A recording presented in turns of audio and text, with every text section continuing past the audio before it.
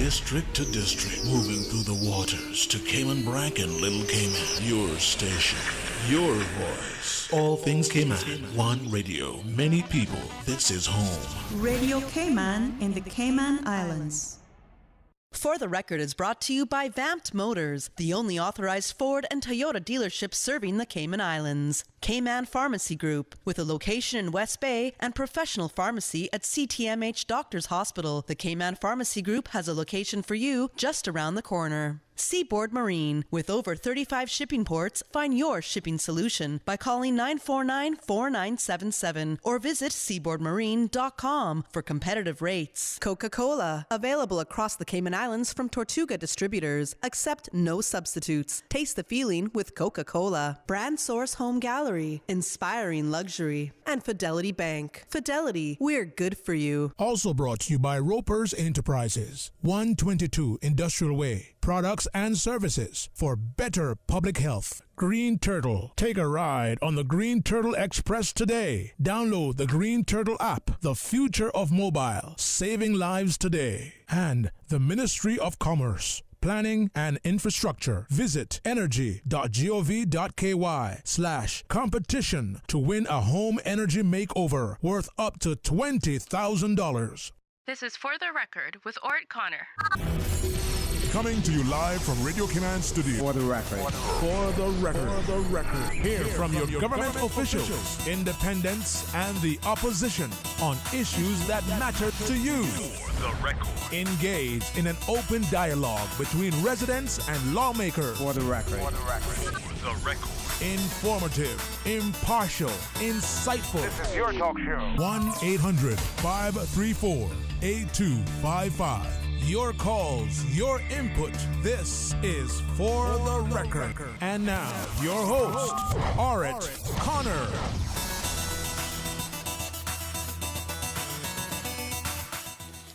Good morning, O land of soft, fresh breezes and verdant trees, so fair.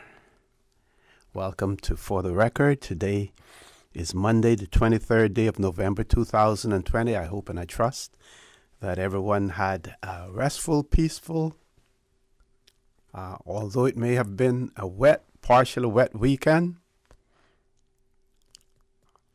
For those of you who are on the roads of the Cayman Islands, remember, when driving in inclement weather, you want to make the proper adjustments to suit the conditions of the road, whether you're a pedestrian, whether you're a cyclist, whether you're operating any type of motorized vehicle on the roads. Bear in mind that by following the rules, the life that you save may be your own. For those of you who are celebrating a birthday today, we want to wish you a happy birthday, and we have a few names that we have been asked to mention. One is Tumal, and that's coming from Mal, yep, coming from your grandmother, Jewel. Also, Lalith McLaughlin celebrating a birthday as well. And belated happy birthday to Roy Connolly. Now, if it's the Roy Connolly that I believe it is, from North Side, we call him, some people refer to him as Barefoot Roy. And Roy is one of those, if it's the Roy Connolly that I'm thinking about, he's one of those Caymanians who still know how to do the thatch roofs and all of those many locations, many tourist locations that have their thatch roof. They employ Roy Connolly to do those as well. And of course, he also is engaged in going to get the thatch, the tops to do the roofs as well. So, belated happy birthday to Roy, if it is that Roy Connolly. If not, whichever Roy Connolly you are, belated Roy Connolly. Okay, this is a different Roy Connolly, I'm told. This one is better known as PD. But Peter Petey, Roy Connolly. So different Roy Connolly, but I've still given you a little history of the other Roy Connolly, Barefoot Roy, as well. So, folks, I want to thank you for allowing Radio Cayman and by extension For the Record into your homes, into your vehicles, as you traverse the busy roads of the Cayman Islands, into your places of work, wherever that may be, as you know. For the Record is a show produced by the staff and management of Radio Cayman, and it is geared towards keeping you abreast of issues as they arise and play out on the local, regional, and international scene. I am your host, Orrett Connor, and you're welcome to join me every Monday, Wednesday, and Friday from 7:30 a.m. until 10 a.m. During that period, our phone lines are open. The beautiful radio voice of Miss Susan Watson waiting to take your calls. You can call us on our toll-free number provided courtesy of Flow. That toll-free number, 1-800-534-8255. You can also call us on 949-8037 and the 949-6990. If you don't like to talk on the telephone, then email us at fortherecord, one word, fortherecord at candw.ky. WhatsApp us, 925-3261, where you can send us a text message or leave us a voice note, the contents of which will be played during the course of the show. And of course, you can follow us on YouTube simply by subscribing to Radio Cayman live stream. This morning, on our first segment of the show, we will be talking about the Environmental Impact Task Force that has been created by government. We're going to be joined by the director of DVES. DOE, the Department of DOE, Mr. Richard Sims. And it is my pleasure to have in the studio with me at this moment Miss Winsome Prendergast, who's the Chief Inspector for Public Lands in the Cayman Islands. Ms. Prendergast, good morning. Welcome to For the Record. Good morning, and thank you for having me. Bring the mic a little closer to you. Yeah. Yes. Good morning, and thanks for having me here. Yes. Okay. And our connections go back, quite a way. Way back. From after Hurricane Ivan, when you were in the Royal Cayman Islands Police Service at the time and dealing with a lot of the derelict vehicles in the Cayman Islands. And we certainly had lots of them at that point in time. And I dare say that we're still facing some challenges as far as derelict vehicles are concerned as well. But tell us about the formation of your particular unit. Give us a history of it, what it consists of, what your mandate is. Okay, I'm with the Public Lands Commission, and the Public Lands Law was passed in 2017. I was employed in 2019 as a Chief Inspector, and to date we have myself and the Secretary for the Commission. We're in the process of recruiting other inspectors to carry out the mandate of the Public Lands Law. Okay, and that mandate is? And the mandate is the public land is for the use and enjoyment of the general public themselves. So we regulate the use of public lands. Okay, and that means that public lands either occupied or unoccupied as well? That's correct. Yeah, that's correct. It includes statutory land, statutory bodies that are occupying public land. So it's all public lands. It's all Crown land to include the Queen's Bottom. Okay.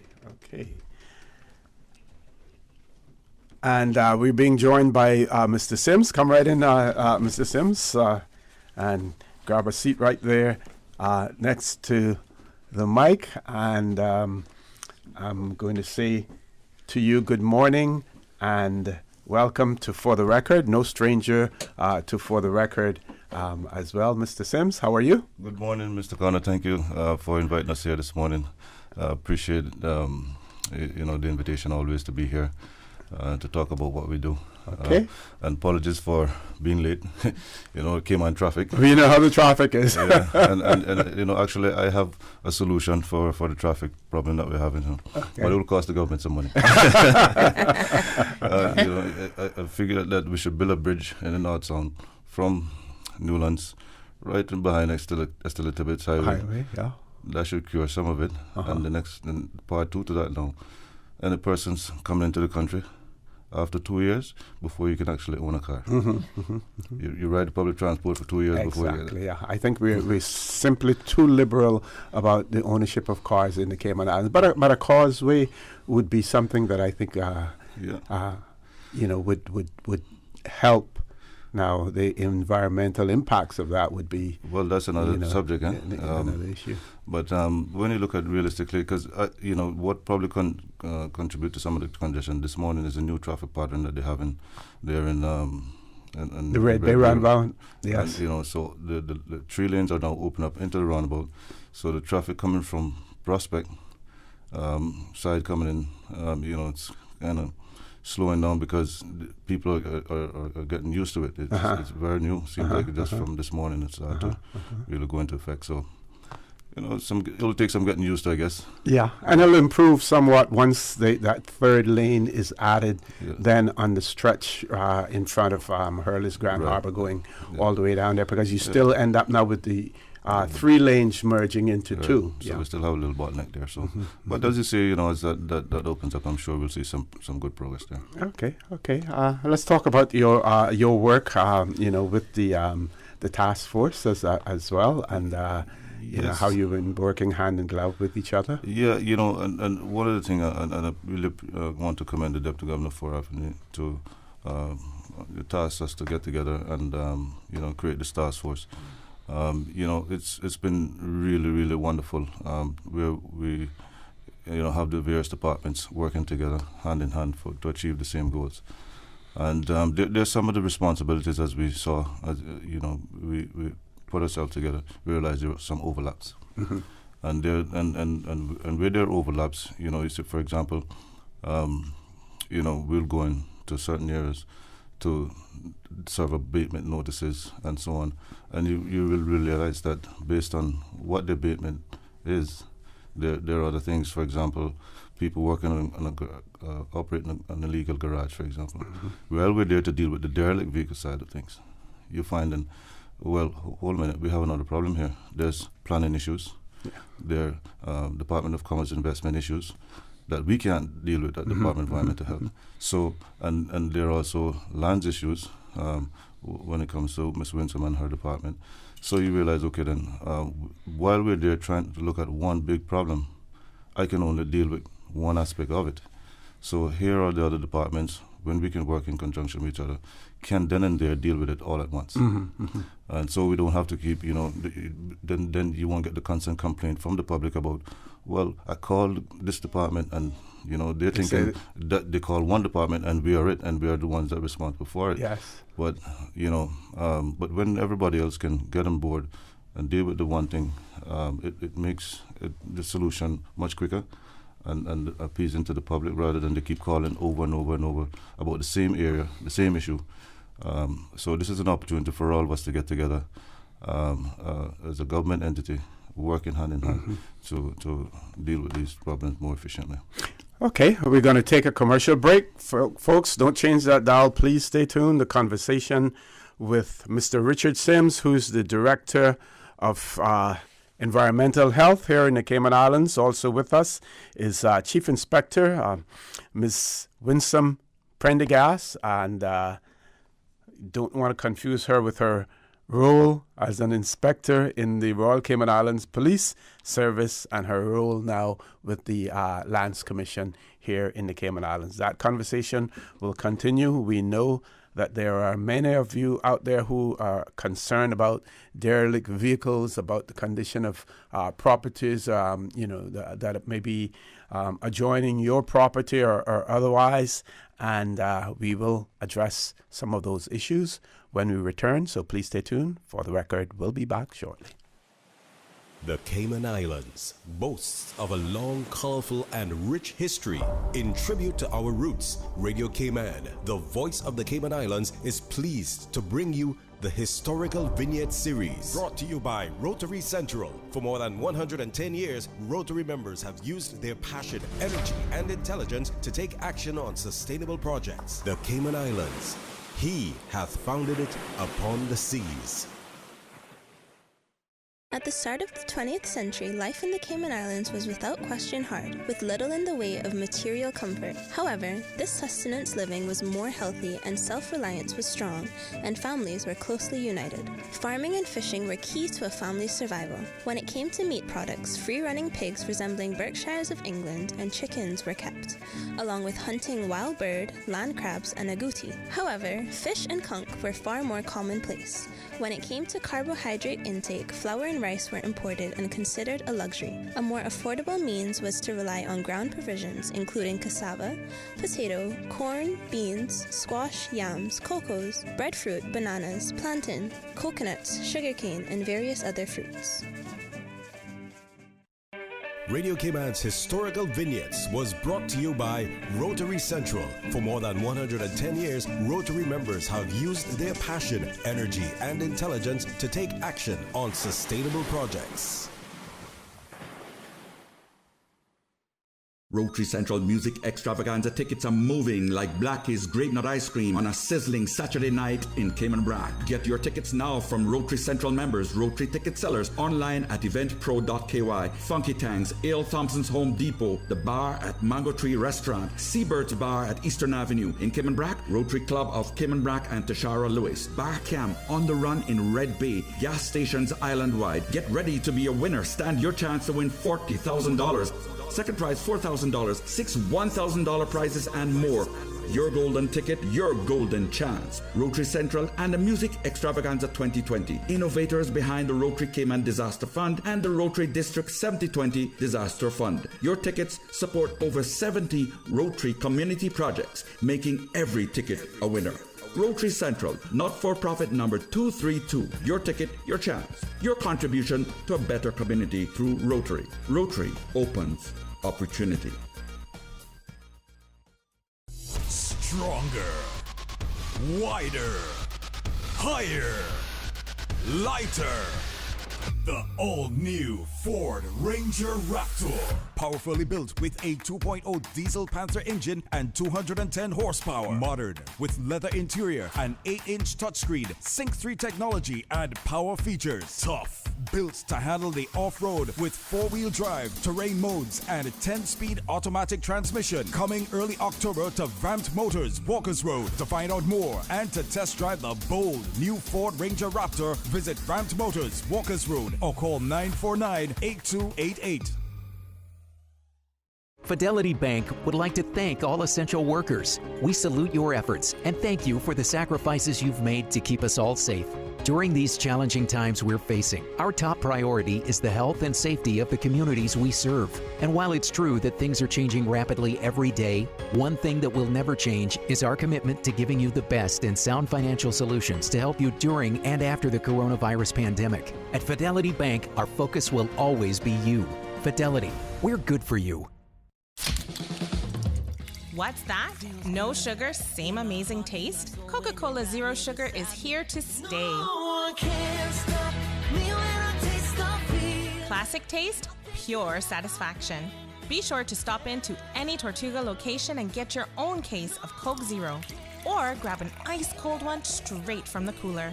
Brought to you by Tortuga Distributors Limited. Coca-Cola, taste the feeling, Cayman. Green Turtle. Modern solutions to get you through the new normal. Download the Green Turtle app now and top up yours or a loved one's phone with any mobile carrier in any destination. Home delivery of laptops, tablets, phones, accessories, and iTunes and major online retailer gift cards. And now, home deliveries of groceries and courier service. Guaranteed delivery within 2 hours from 9 a.m. to 3 p.m. Visit their list of products at greenturtle.ky or download the Green Turtle app today. Green Turtle is not only the future of mobile, but today it can help save a life. Take a ride on the Green Turtle Express today. Download the Green Turtle app. The future of mobile, saving lives today. No, man. My bill seem huge again, and I don't know what to do about it. I gotta look some help. We can help. The Ministry of Commerce, Planning and Infrastructure has teamed up with CUC to give you the chance to win a home energy makeover worth up to $20,000. Not only will this lower your utility bills, it will increase your home's value. We are also giving away 8 home energy audits worth up to $1,900 each. Open to all homeowners in Grand Cayman. Entry is now open via www.energy.gov.ky/competition. Proudly sponsored by CEL Cooling, Mitsubishi, Phone Pros, Cooling Pros, and more. Use less, save more. Enter today. System 1 loaded. 1-800-534-8255. What is on your mind when it comes to the government, independence, and the opposition? Issues that matter to you. 1-800-534-8255. Waiting to hear from you. For the Record. This is For the Record with Orrett Connor. Good morning and welcome back to For the Record. Before I go back to my guests, I want to get these birthdays sorted out. So, Barefoot Roy Connolly, no belated happy birthdays to you. I think Roy's birthday is somewhere in July, around there. So Roy Connolly, also known as Petey, and he's belated happy birthday to him. And then Mal, happy birthday from your grandmother, and also Lilith McLaughlin, happy birthday. In addition to that, we want to wish happy birthday to Hannah, and that's coming from your mom, Lisa, from your sister, Talisha, from your grandmother, Marlene, and from your grandfather, Johnny. So happy birthday to Hannah, celebrating her 18th birthday today as well. Okay. Mr. Connor, I just want to take time to wish my mother to a happy birthday. Sure. You know, today is her birthday as well. So happy birthday to you, Mom, Miss Lily Powell out there in Bordentown. Okay, excellent. Happy birthday, Miss Lily. Okay, so in the studio, you heard that voice there, familiar voice, Mr. Richard Sims, who's the director of DEH, also in the studio with us. We have Miss Winsome Prendergast, who's the chief inspector for public lands in the Cayman Islands. So I'm going to throw the mic right back over to you folks. I have some areas that we want to touch on, but we will talk about those a little bit later on once you're able to establish the foundation for everything. Yeah, we're here mostly to represent the task force, as we mentioned earlier, the environmental task force, which was put together by the Deputy Governor for the departments to coordinate and address particularly what we're addressing at the moment. Other issues as well, but what we're mainly focusing on are derelict vehicles. And derelict vehicles has been an issue on this island for quite some time now. And, even though since my assignment to the Department of Environmental Health in 2018, I've done quite a bit with trying to address the issue. But more so recently since we have formed the task force, and we have been concentrating all the districts, right? And we realize the problem is with derelict vehicles. You find that some of the owners don't know what to do with the vehicles once they reach the end of life. There's a process, and I think we need to make sure that the public is aware of what their responsibilities are when they no longer have any use for their vehicles.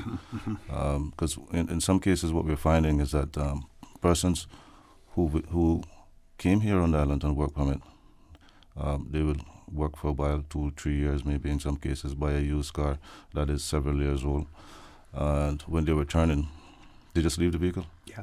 They didn't sell it, or they tried to sell it before leaving, wasn't successful in that, and then you find the vehicle parked somewhere, and there's no way of track or tracing the owner because they're gone. Yes. And in some cases where they are successful in selling the vehicles, it's sold, never transferred.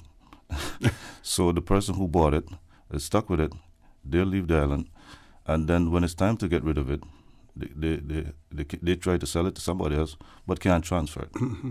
And so on. That goes on for a little while, and then it becomes, well, this person owns it for a little bit, drive it for a bit, and then they park it. either in some neighborhood, some back street down there, and then we have to turn around and deal with it. Mm-hmm. So what we are required to do under law is to serve notices on those vehicles, give it 24 hours to move it, and then if the owner or the person responsible does not do so, then we will take it and discard it at the landfill. But you see, this is what we're trying to do. And since, well, let me just speak to the numbers that, number of vehicles been collected, just to kind of give you an idea how busy we are with just derelict vehicles. This task was put together in August. And since then till now, we have actually removed 352 vehicles off the streets already. And that's just within this short period of time. Wow. I'm not giving you the numbers from 2018, yes. Because you're going to realize that this is really a serious problem that we're having. You can see the amount of vehicles on the road. Vehicles are being imported every week, right? And when you look at the statistics from the Vehicle and Driver's License Department, they were registering at least 400 vehicles a month, and so you go, okay, then you look at the volume that's coming in. You got to realize, if you think of that as births, mm-hmm. well, then you have deaths as well, right? Yes. So the vehicles have to come to their end of life at some point. So how do we deal with that, right? And so we've been trying to address those. And people, one of the things I want people to understand is that when it comes to the derelict vehicles in your yard, because some people will say, look, I already paid the environmental health fee. That's, yes, I was going to get to that. Right. Whether or not people's attitudes are guided by the fact that they have paid that fee when they're importing it, so they feel that they have no responsibility whatsoever. And they do have a responsibility, mm-hmm. right? And the thing is, yes, you paid that environmental health fee up front. It pays to the government, but that's to discard that is for discarding the vehicle. It doesn't include the transportation of it, and that is what when it reaches end of life and you go through the process of deregistering it, because first you have to deregister that vehicle license, mm-hmm, mm-hmm. right? So you have to go there, deregister it. Then you take a copy of the deregistered certificate along with the vehicle to the landfill, right? So you are responsible for transporting it there. Okay. Right? Okay. That's what the fee doesn't include. I think that's one of the things that confuses people. Mm-hmm. So if you want us to come and collect that vehicle for you, which is not an issue, you come to the department, you pay $75 per vehicle, and we'll come and collect it. Mm-hmm. Right, and transport it to the landfill. Mm-hmm, mm-hmm. But it is your responsibility to ensure that you get it there. Mm-hmm. So the environmental fee is just what I've just said, is to discard the vehicle once it reaches end of life. Why not recommend just the government adding the $75 onto the disposal fee for cost recovery purposes, since it appears as if the owner of the vehicle is not doing it on their own volition, and then just add that $75 on. Absolutely a good idea. That's something I've already been thinking about, and surely it will be in the next, hopefully, amended regulations to include that, so that then it becomes then, okay, you don't have to worry about it. Just tell us that it's reached its end of life. You have done all the due diligence and making sure that it's been deregistered, and then we'll come collect it. Because that will then prevent a lot of the issues that we're having now, where people are just leaving them on the side of the roads and back of the streets and all this other different things that we're having. Okay, we've reached the top of the hour for our 8 o'clock news. Folks, don't change that dial. Please stay tuned. The conversation with Chief Inspector Ms. Winsome Prendergast and Director of DEH, Mr. Richard Sims, will continue after our 8 o'clock news. Thank you, Mr. Connor. And studio time now by Price Right is 7:59. Price Right's Black Friday sale has come early. It's on now. Don't wait another week. Get big deals on the biggest TVs, electronics, kitchen appliances, homewares, food, and more. Find our full Black Friday sale catalog online at pricestright.ky and follow @PriceRightKman on Facebook and Instagram for our top Black Friday picks. But these deals won't last. Prices are good until Wednesday, the 25th of November, 2020 at both Price Right Airport Center and Republic's Plaza locations. Live better for less this Black Friday at Price Right. The voice of the Cayman Islands. 89.9 FM in Grand Cayman and 93.9 FM in Cayman Brac and Little Cayman. Silver wings shining in the sun. Radio Cayman. The 8 a.m. news is proudly sponsored by the Chamber of Commerce Pension Plan. For further information, please visit chamberpension.ky. The Cayman Islands Chamber of Commerce Pension Plan. We're here for you. Did you know that since May, in support of the COVID-19 Emergency Withdrawal Program, the Chamber Pension Plan leveraged IT and human resources to successfully review over 16,900 member applications, approve over 12,579 applications, and will pay over CI $143 million to our plan members. We are the Cayman Islands Chamber of Commerce Pension Plan, and we're here for you. For further information regarding the Chamber Pension Plan, visit chamberpension.ky. And for information as it happens, follow us on Facebook, LinkedIn, or Instagram. Email admin@pensions.ky or call 745-7630. Your voice, your choice for today's biggest news. Radio Cayman, the voice of the Cayman Islands.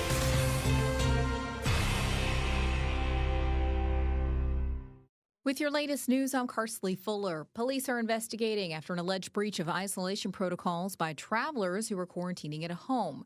The mobile compliance team, public health, and police visited the property on Thursday and say the offenders have been warned for intended prosecution.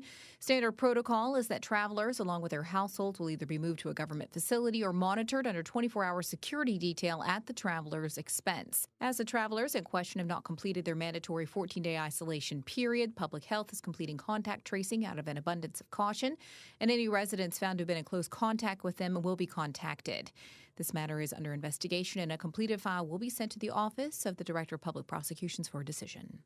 3 students pursuing undergraduate degrees overseas receive grants from Scotiabank. Here's Radio Cayman's Shanda Gallego with more. The grant recipients are Elena Rankin, who is currently pursuing a degree in business management, Jada Elliott, an industrial psychology major, and Haley Whitaker, who is now studying for a Bachelor's of Science degree in information technology. Each received $5,000 in financial assistance that will be used towards tuition, student fees, books, and other supplies. Head of Wealth and Market Lead for Scotiabank Cayman, Gregory Fletcher, notes, for the past 5 years, Scotiabank Cayman has presented educational grants to Caymanian students pursuing undergraduate studies in business or finance at a university or college overseas. He adds, we are pleased to present these grants to these deserving students who, despite the unique challenges posed by the COVID-19 pandemic, continue to be committed to the pursuit of their educational goals. All 3 students left Cayman over the summer to continue their educational pursuits abroad. Shanda Gallego, Ravens. The holidays are right around the corner, and Kaimana Bay is getting an early start on the season of giving with their 10th annual Kaimana Bay Christmas Give. The Kaimana Bay Christmas Give is an annual holiday initiative that supports a selected nonprofit organization through a series of events that are hosted throughout the holiday season. For the 2020 Christmas Give, Kaimana Bay is going to be supporting the Cayman Food Bank once again. The Cayman Food Bank, for those who aren't familiar, is a local nonprofit that is actually home to the Cayman Islands Central Food Bank, and they provide support to a number of organizations and individuals on island. Senior Marketing Coordinator at DART, Helena Warwick-Smith, says there are several ways to participate at Kaimana Bay during the most wonderful time of the year. On the 11th of December, we're hosting a festive dress-down day. All are encouraged to don their best festive wear and head on down to the Crescent in front of the Christmas tree at 10 a.m. for a festive photo. There will be a donation box at the Dress Down Day photo op, and we will also be accepting food donations at that event. On Saturday, December 12th, the annual Santa Run, and we affectionately refer to it as a jolly jog around the Kaimana Bay Town Center.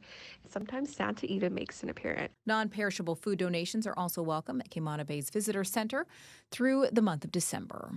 Now with a check of international news, here's the BBC, which will take us out of the newscast.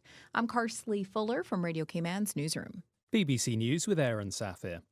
Oxford University and the drugs firm AstraZeneca say large-scale trials of their coronavirus vaccine have shown that it's highly effective at preventing COVID-19.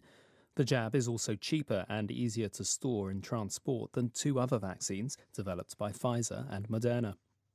Israeli media say the Prime Minister Benjamin Netanyahu secretly flew to Saudi Arabia on Sunday for talks with Crown Prince Mohammed bin Salman. It's the first ever reported visit to the kingdom by an Israeli leader. The two countries do not have diplomatic links. There's been no official confirmation. 3 democracy activists in Hong Kong, Joshua Wong, Agnes Chow and Ivan Lam, have pleaded guilty to encouraging a siege of the police headquarters last year. They face up to 3 years in jail. The level of carbon dioxide in the atmosphere has continued to rise, despite a sharp drop in carbon emissions in the first half of the year because of coronavirus lockdowns. The finding was made by the World Meteorological Organization in its annual assessment. Ugandan police have said the number of people known to have died during opposition protests in Kampala and elsewhere last week has risen to 45.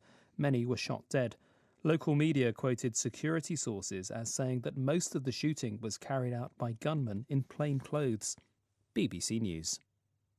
The 8 a.m. news is proudly sponsored by the Chamber of Commerce Pension Plan. For further information, please visit chamberpension.ky. The Cayman Islands Chamber of Commerce Pension Plan. We're here for you. We are a not-for-profit, member-centric plan with a democratically elected volunteer board of trustees representing all sectors of the Cayman Islands economy. We have an all-in expense ratio of less than 1%, over 20,000 members, and $490 million in assets under management. We were the first multi-employer pension plan approved by the regulator in the late 1990s, and today we are still strong, secure, and are here for our employees and employers alike. If you would like to join or require further information, visit chamberpension.ky. And for information as it happens, follow us on Facebook, LinkedIn, or Instagram. Email admin@pensions.ky or call 745-7630. The Cayman Islands Chamber of Commerce Pension Plan. We're here for you. Stay in touch with Radio Cayman for the latest in news and information. Follow Radio Cayman on social media, Facebook, Instagram, Twitter. Download the Radio Cayman app or log on to our website, www.radiocayman.gov.ky. Radio Cayman, your voice, your choice, your radio. Introducing the new Digicel Prime bundles, better than anything we've offered before, with more data than ever, more music on the music, more live sports on Sportsmax, more movies on Playgo, more video chats on BIP. With the new Digicel Prime bundles, it's never been easier to get more digital experiences, plus extra data. Get 50 gigabytes with a 7-day bundle. So much data, so much fun. Buy in My Digicel app today, the Caribbean's fastest mobile network. Digicel, better together.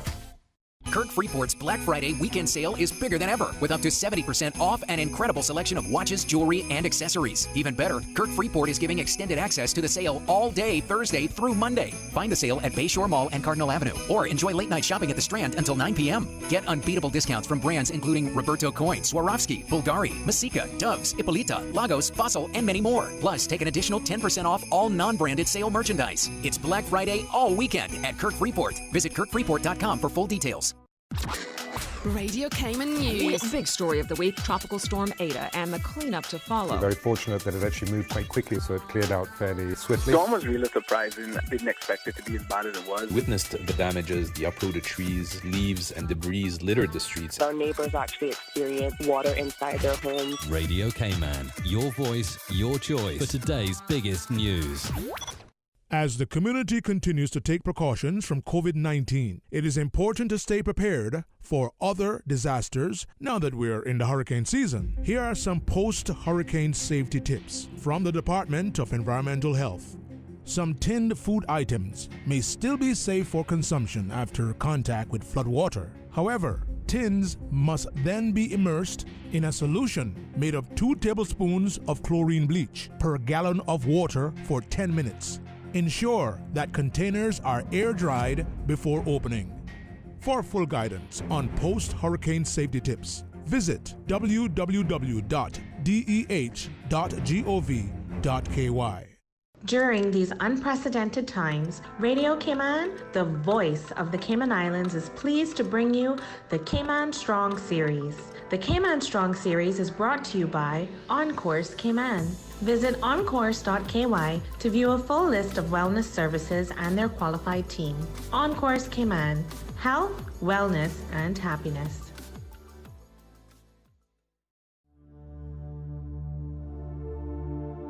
Change your thinking, change your life. Staying focused on your long-term goals is crucial. As motivational speaker and author Mel Robbins said in her book titled The 5-Second Rule, It's a numbers game. To play any game, you have to start. To win, you need to keep going. If you want to make your dreams come true, get ready for the long game. Life is not a one and done sort of deal. You've got to work for what you want. Life is gritty and hard, and then suddenly it's brilliant and amazing. Change your thinking. Change your life. Radio Cayman's Cayman Strong series was brought to you by OnCourse Cayman. Visit oncourse.ky to view a full list of wellness services and their qualified team. OnCourse Cayman, health, wellness, and happiness. These days, feelings of loneliness, anxiety, stress, and depression can be overwhelming. Just know you are not alone. OnCourse Cayman offers private mental health services for children, teens, adults, and groups. Visit oncourse.ky to view a full list of wellness services and their qualified team. OnCourse Cayman, health, wellness, and happiness.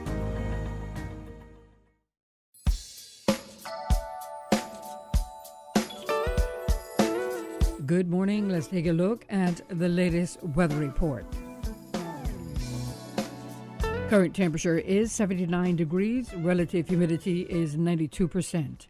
The barometric pressure is 29.92 inches and rising. The wind is northeast at 7 knots. Overnight low temperature was 74 degrees. Synopsis indicate isolated showers along with moderate northeasterly winds and seas will continue across the Cayman area as remnant moisture from a tropical wave lingers over the northwest Caribbean. Radar images show isolated showers north of the Cayman area, which are moving southwest. Now the forecast for today calling for partly cloudy skies with a 30% chance of showers and possible thunder, and temperatures will be in the upper 80s. Your winds will be northeast at 10 to 15 knots. Seas will be slight to moderate with wave heights of 2 to 4 feet. Pretty much the same for tonight. Partly cloudy skies with a 20% chance of showers and temperatures falling to the mid-70s tonight. Your winds will be northeast at 10 to 15 knots with higher gusts. Seas will be slight to moderate with wave heights of 2 to 4 feet.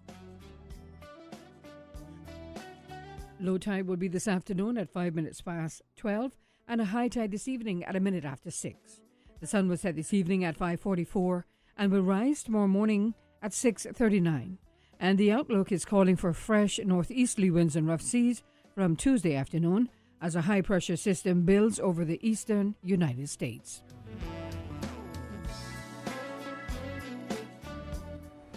The traffic report is brought to you by Subway. Planning a meeting, event, or office celebration? Visit subway.ky to place your catering order today.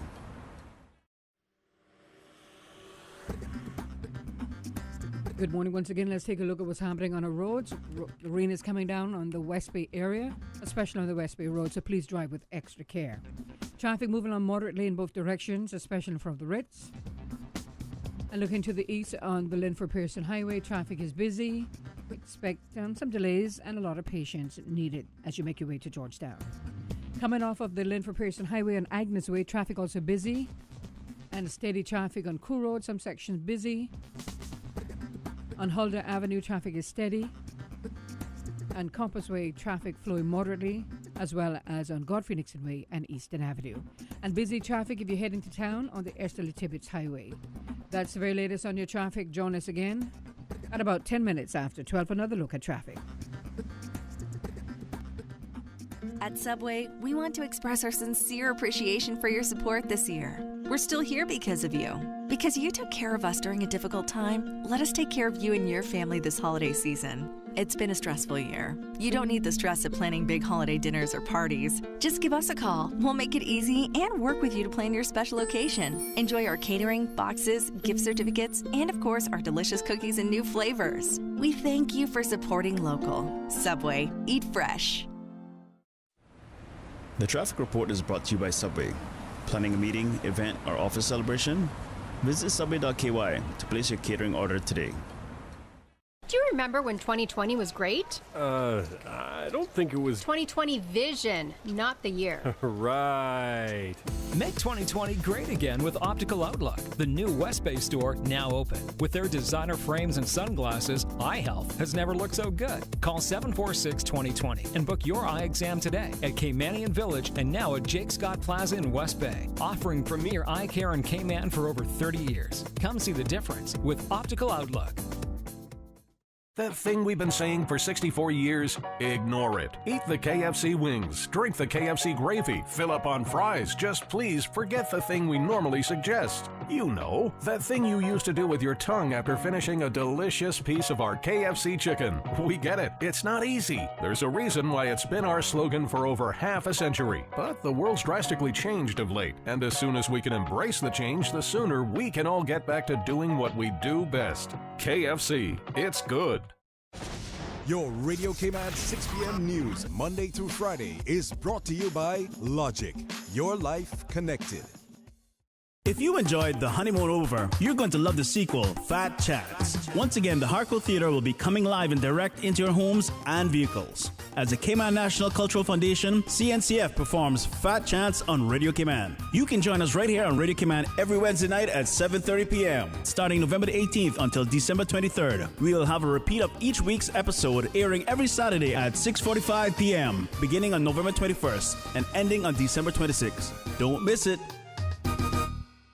Shaken yet standing firm. This is Radio Cayman in the Cayman Islands. For the record, with Orrett Connor. Initiating system. For information that matters. For the record, with Orrett Connor. Continues right now on Radio Cayman. Good morning and welcome back to For the Record. In the studio with me, Chief Inspector for Public Lands, Ms. Winsome Prendergast, Director of Department of Environmental Health, Mr. Richard Sims. We're talking about the public lands law,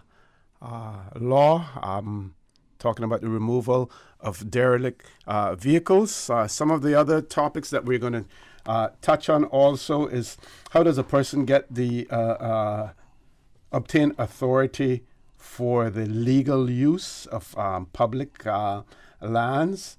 We want to talk about the use of open public space that have been created in several developments. I know last week we did have a caller who called in and spoke about a property that was adjacent to his that was designated as public open space but not maintained at all, and that person has been maintaining it, and whether also or not that person, individuals who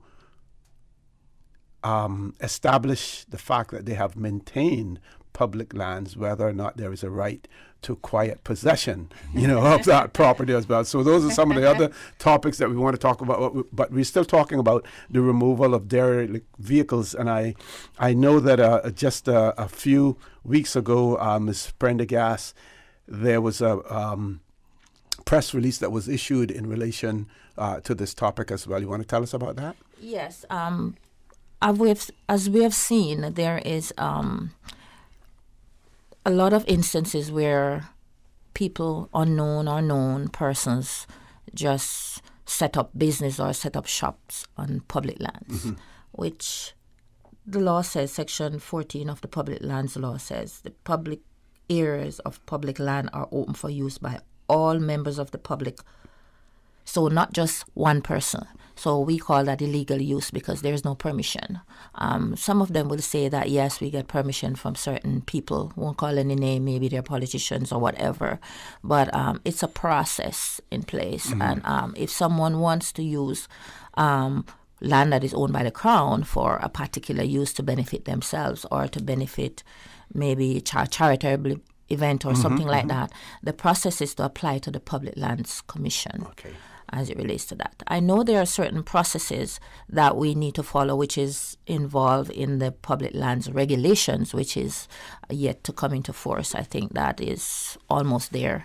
Cannot really speak to that to say where it's at, but I know that my department and my ministry have been working tirelessly So I believe that we'll soon have that one, maybe as soon as next week or so, you know. Was there any grandfathering in those persons who may have been occupying and using public lands before the law was brought into effect? Are they grandfathered in any way, or do they have to go through the application process as well? Well, I think there was some talk about that or some consideration, but I do not know what is the final take on it. Okay. But the law specifically states that if you wish to use public lands for commercial use or other use, that you must apply to the Public Lands Commission by way of a tender or an application, and that application will be processed based on the systems and procedures in place. So I am not sure of how it's going to be as it relates to grandfathering in. But as you are aware, especially in the 7 Mile Public Beach area where there's a lot of persons that have been there for years using, the premises for carrying out their trade. So there will be talk, and I believe that whatever is the decision, it will be a fair one. Okay. The public open space. Let's talk a little bit about public open space. That's a little tricky one here. As what I can say, it's a new department. It's a new law. And there will be, some ways of flexibility as it relates to that, because there's no set rule as per se. People are used to just using open spaces, without getting any permission or whatever. But this law specifically states that, there's a process to follow. Mm-hmm. I know there are, as what we spoke about earlier, there are areas that was designated as public spaces and they are overgrown. I've seen that and all the rest of that. But I think that we have plans in place, and eventually we will get to them. And I'm thinking about that. There may be a process and a way moving forward for that. Mm-hmm. It's not going to happen overnight, over time, as what we're saying there. We're mainly focusing on getting the illegal use out because of, the environmental impact that it has, where people have a lot of old cars and old stuff like that in it. So we're looking at the environmental aspect of things now, and we'll gradually work ourselves as soon as we get enough staff and stuff like that. Okay. Now, Mr. Simpson, in terms of abandoned vehicles, if we go back to that topic, yes. How smooth is the process now for your department when vehicles are abandoned on the roads, sometimes with license plates, sometimes without? Yes. How quickly are you able to remove those if they become a public nuisance, when they do become a public nuisance? Well, it's a very simple process, and we've had no issues with it so far. The law requires us to give you the vehicle 24-hour notice. So once my officers go out and they identify that it is in fact a derelict vehicle, then they will sticker it, and we'll leave it there for 24 hours, giving them the opportunity to remove the vehicles, and if not, then we'll come by and dispose of it. But just so that people understand what derelict means. Yes. Derelict vehicles is first and foremost the vehicle has to be identified as being an abandoned vehicle, right? Then you would have to look at signs and symptoms. For example, the vehicle must be, either windshield missing, given obvious signs of being derelict. Yes. So you're looking at, wheels missing, windshield, parts that are actually being broken down. And also, it must, even though you may see all those signs and symptoms, the vehicle must have been not licensed for a period of 6 months. So if it is a situation where, even though it has all those things, you see where the windshield and all these things are missing, it has to meet all the criteria. Okay. So if it's, if it still has a license that's in effect, then we wouldn't consider that as a derelict. And so this is where this task force now, we're working closer together, because they say, okay, then this vehicle must be moved now. and the neighborhoods, people are complaining, because you got to look at it also of the nuisance aspect. Yeah. Because if it's not a derelict but it's a nuisance, it must be dealt with. And then if it's not all of those two, and it's an abandoned vehicle, then and it's obstructing traffic, all these sort of different things. This is where the police comes in. So you have to understand the whole dynamics of if it's not my responsibility, then based on what we're looking at, whose it is. And if it's a matter for the police, then we say, okay, this obstructing traffic, it's parked in a lawful and safe manner. Could cause an accident, all these different things too. So okay, then police, it has not yet met all the criteria for Department of Environmental Health to deal with it. Then can you move it on the traffic law then? Because the traffic law then gives you a different definition as to abandoned vehicles and how it should be dealt with, right? So this is why it is so important for all these agencies to coordinate with each other. And so when we move, and we say, okay, it's not within my remit, I can only take it this far. And if it's a vehicle that's,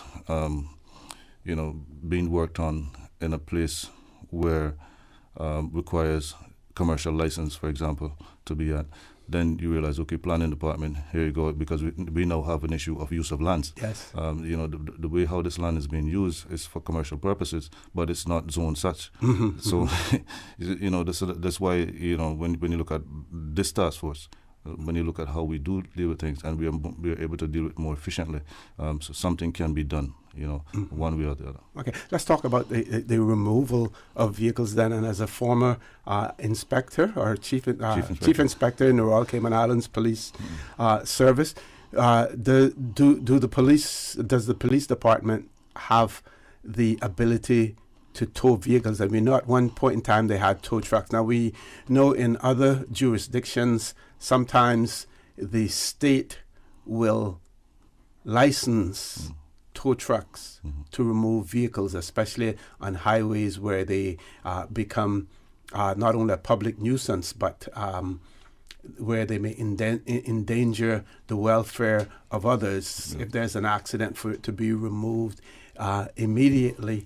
Does the government have the ability to instruct private tow trucks to remove vehicles? Absolutely. And even though you quite rightly mentioned, the police used to have their tow trucks back way back when I used to drive it. That's right. Yeah. But this is where it's so important for you to understand that where it comes to the derelict aspects, and it doesn't meet all the criteria. And the police now, they have the powers under the traffic law to remove the vehicle immediately and take it to a pound. And that is all recognized in the traffic law. And the Commissioner of Police can create, or he should have a pound. We know that in reality that's not the case, because they don't have the facilities at the moment to do that. But they can engage tow trucks to immediately move a vehicle. It's well within their powers to do that. But they can secure it at a pound of their choice. Even though I don't think they have an official pound at the moment, but a pound could be any place as defined by the Commissioner of Police. And this would be at the owner's expense? Absolutely. And the thing is with that now, if the police now impound the vehicle, this is where it becomes more costly for the owner, because there's a per day charge for every day that the vehicle remains in the pound, right? So whereas the difference is with the environmental health side now, if we collect it under the little law, then we are indemnified under law if once we take it and dispose of it, destroy it, because that's what we will do with it. And so you have a total loss there if you are somebody who is desirous to keep it and maintain it. Okay. Now I know we were scheduled to end up at 8:30, but you did lose some time because we did have the news, and so we're going to ask you for your indulgence to stay on for at least an additional 15 minutes so that we can cover more areas, give you an opportunity to ensure that we impart to our listening audience all of the information that you want to as well. So we're going to take a commercial break. When we return, the conversation with Chief Inspector Winsome Prendergast and Director of DEH, Mr. Richard Sims will continue, so please stay tuned. Stronger, wider, higher, lighter. The all-new Ford Ranger Raptor. Powerfully built with a 2.0 diesel Panther engine and 210 horsepower. Modern with leather interior and 8-inch touchscreen, Sync 3 technology and power features. Tough, built to handle the off-road with 4-wheel drive, terrain modes, and a 10-speed automatic transmission. Coming early October to Vamped Motors, Walkers Road. To find out more and to test drive the bold new Ford Ranger Raptor, visit Vamped Motors, Walkers Road, or call 949-8288. It's time to buy smart. It's time to buy Ropers. Find everything for your home and kitchen at low prices at Ropers, your neighborhood store. Value, integrity. Ropers also offers complete janitorial service for commercial, industrial, and residential. They get the job done right every time.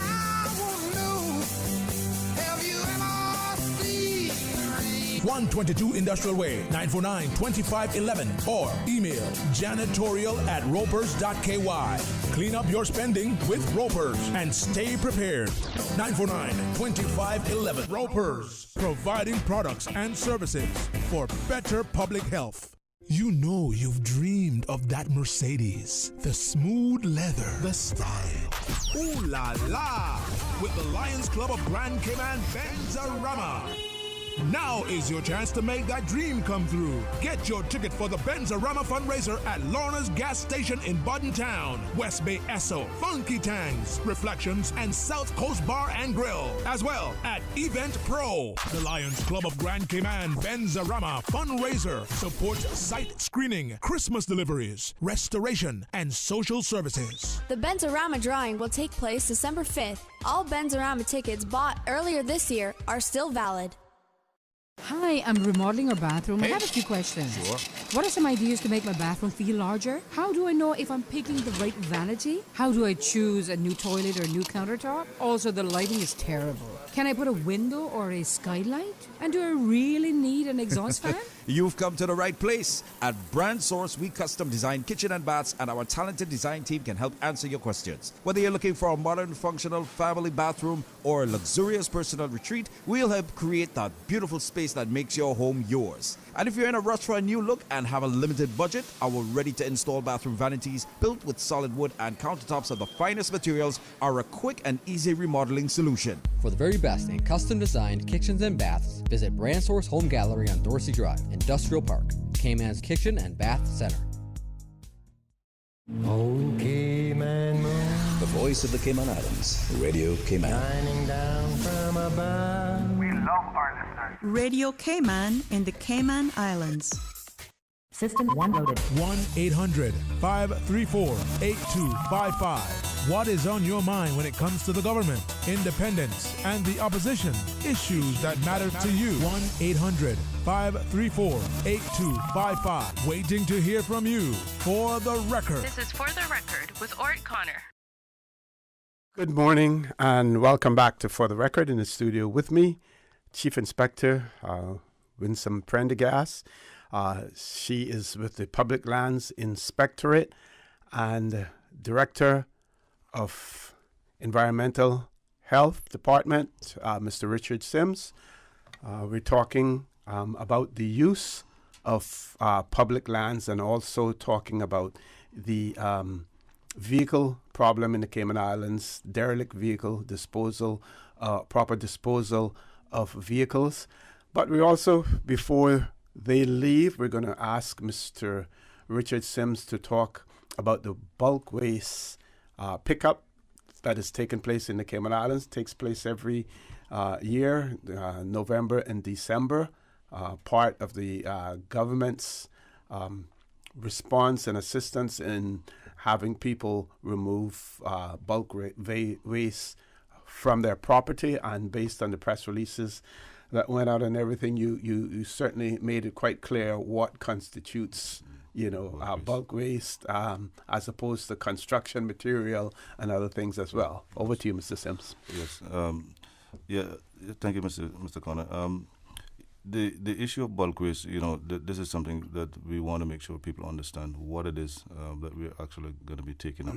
And so far, we've completed the district of East End and North Side.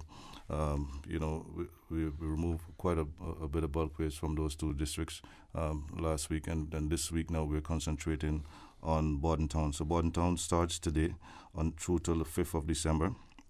And then after that, we'll head into Georgetown from the 7th of December to the 12th of December. And then on the 14th to the 19th of December, then we head into West Bay. Now, when you look at what we want you to put out, and like you quite mentioned just now, we don't want construction waste. This is just bulk waste, like such as your old furniture, your fridge, your stove, your sofas and stuff like that, that we're looking at actually coming together on. So a lot of people would say, okay, so what happened to the green waste? All the trees is just blown down that we just cut down and stuff like that. We will collect some of those, but I don't want to say, we'll make a big run at it. Because when you think about it, we try to, if you have sofas, fridge, and stove, plus the green waste, we don't want to mix that. Yes. Right. We want to make sure that we separate those out in our transportation. Right, so that would mean if we're going to do that, then it's 2 trips to your house alone, because we're going to come for the bulk waste, and then we're going to come back for the green waste. So we try to ask people if they have the green waste, they can actually make arrangements to take those themselves.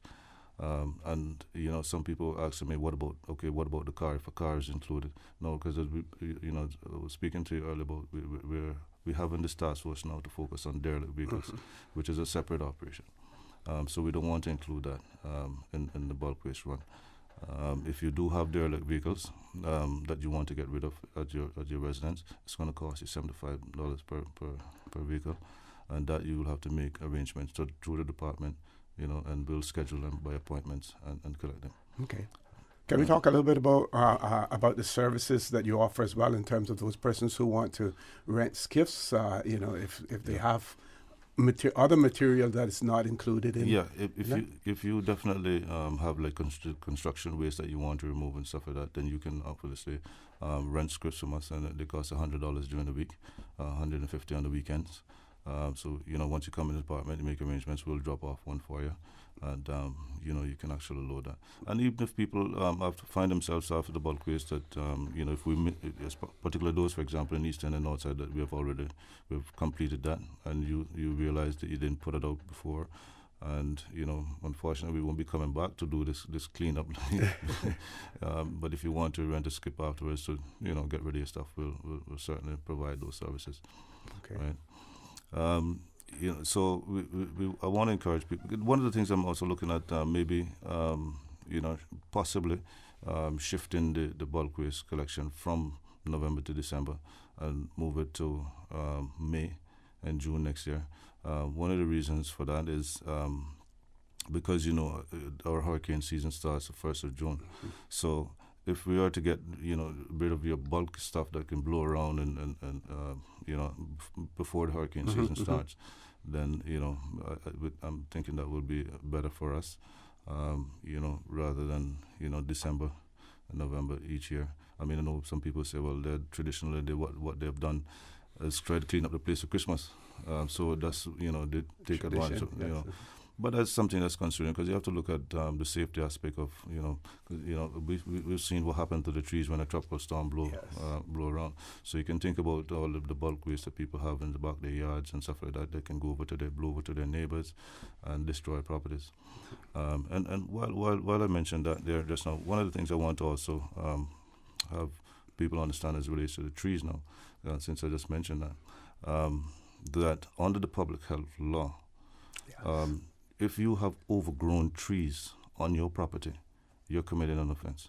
Yeah, you have a responsibility under the law to ensure that your property is clear and free from overgrown stuff encroaching on your neighbor's property. Because I find where people have complained about that to me recently, and I've had to serve abatement notices and when in service of these notices, people are realizing for the first time that they're actually indeed liable for these things. So you have a responsibility of as owner of your property to maintain your property in such a way that it doesn't overgrown on encroaching on your neighbor's property. I believe we have a caller, but before we go to the caller, on that same topic about the overgrown trees, after the last system that we had, tropical storm that we had in the area here, we saw a lot of trees affecting utility lines as well. Yep.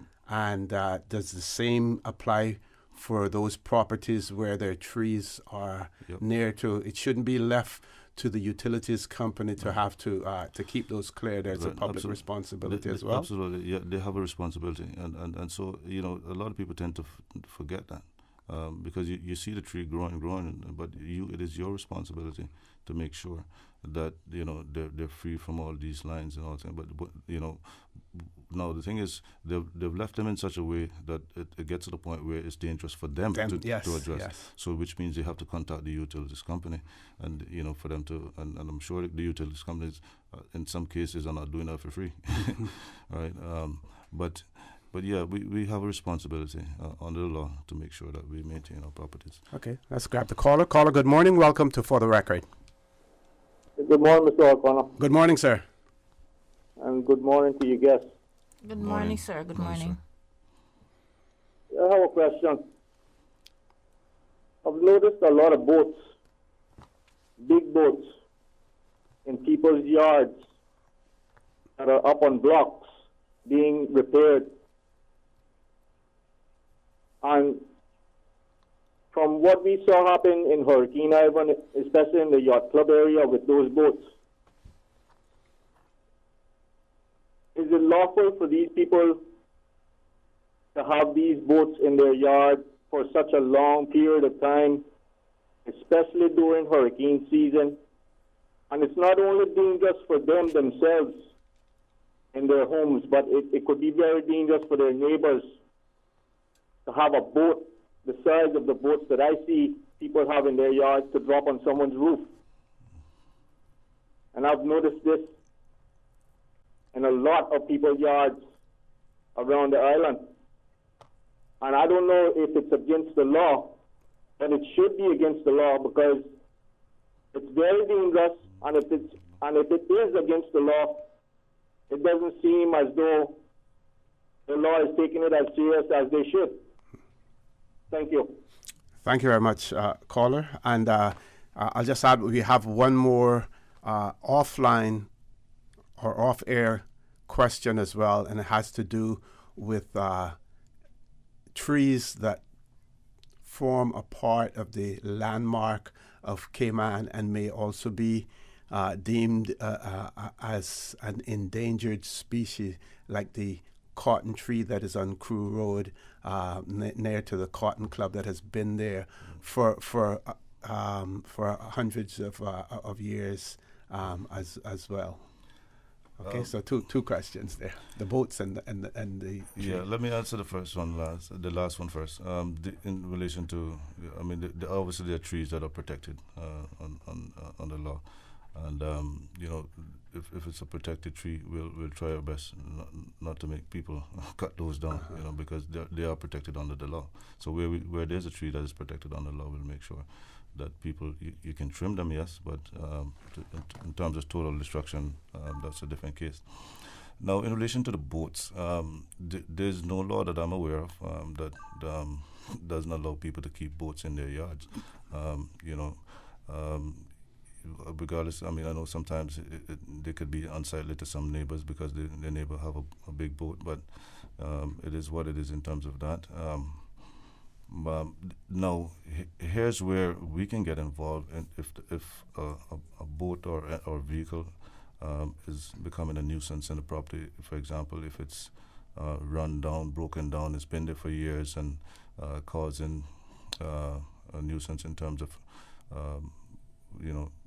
developing rodents and snakes and all these different things, for the neighborhood, then this is where we can come in and serve abatement notice for them to write that But in terms of the actual possession, there's no law that I'm aware of to say that you can't keep a boat in your yard or work on it in your yard. But unless now, if you're going to start to work on it for commercial purpose now, then you have to look at then the use of lands. This is where planning and all those different agencies and DCI may have to come in to rectify that. But if it's your personal boat, you're working on yourself, I don't see where that could be an issue.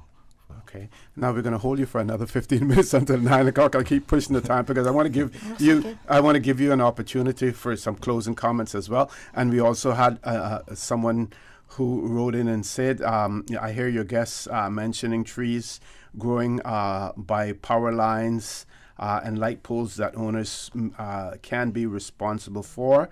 And the point is that a lot of those poles were placed there after the trees, were there as well. And then, I guess implying then that it should be the utilities company's responsibility if they're going to put the poles there after, the trees have grown as well. But we can get to that when we return. Folks, please stay tuned. For the Record, we'll be back shortly. And after our headline news at 9 o'clock, we'll be talking about Spelling Bee 2020 in the Cayman Islands as well. So please stay tuned. For the Record, we'll be back shortly. Green Turtle, modern solutions to get you through the new normal. Download the Green Turtle app now and top up yours or a loved one's phone with any mobile carrier in any destination. Home delivery of laptops, tablets, phones, accessories, and iTunes and major online retailer gift cards. And now, home deliveries of groceries and courier service. Guaranteed delivery within 2 hours from 9 a.m. to 3 p.m. Visit their list of products at greenturtle.ky or download the Green Turtle app today. Green Turtle is not only the future of mobile, but today it can help save a life. Take a ride on the Green Turtle Express today. Download the Green Turtle app. The future of mobile, saving lives today. Fidelity Bank would like to thank all essential workers. We salute your efforts and thank you for the sacrifices you've made to keep us all safe. During these challenging times we're facing, our top priority is the health and safety of the communities we serve. And while it's true that things are changing rapidly every day, one thing that will never change is our commitment to giving you the best and sound financial solutions to help you during and after the coronavirus pandemic. At Fidelity Bank, our focus will always be you. Fidelity, we're good for you.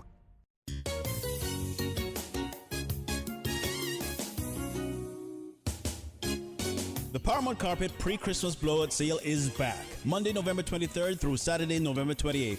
Save big with assorted remnant tiles, $250 square foot, $100 a pallet. Assorted remnant granite slabs, $300 each. Ceramic tiles as low as 75 cents a square foot. Porcelain tiles as low as 99 cents a square foot. Area rugs, 35% off. Carpets, 25% off. And all other in-house tiles, 20% off. Cash and carry. Visit the Big Blowout Sale at Paramount Carpet, November 23rd till November 28th. Located on 317 North Sound Road, Industrial Park. Open Monday to Friday, 7:30 till 5, and Saturday, 7:30 till 2. Call 949-5000. We do a whole lot more than just cover your floor at Paramount Carpet. No, man. My bills seem huge again, and I don't know what to do about it. I gotta look some help. We can help. The Ministry of Commerce, Planning and Infrastructure has teamed up with CUC to give you the chance to win a home energy makeover worth up to $20,000. Not only will this lower your utility bills, it will increase your home's value. We are also giving away 8 home energy audits worth up to $1,900 each. Open to all homeowners in Grand Cayman. Entry is now open via www.energy.gov.ky/competition. Proudly sponsored by CEL Cooling, Mitsubishi, Foam Pros, Cooling Pros, and more. Use less, save more. Enter today. For the Record with Orrett Connor. Initiating system. For information that matters. For the Record with Orrett Connor. Continues right now on Radio Cayman. Good morning and welcome back to For the Record. It is my pleasure to have in the studio with me Chief Inspector Winsome Prendergast from the Public Lands Inspectorate in the Cayman Islands and Director of Department of Environmental Health, Mr. Richard Sims. We have about 10, 12 minutes left. I want to give you both an opportunity to basically summarize what has been said in relation to your specific responsibilities. And we'll start with you, Ms. Winsome.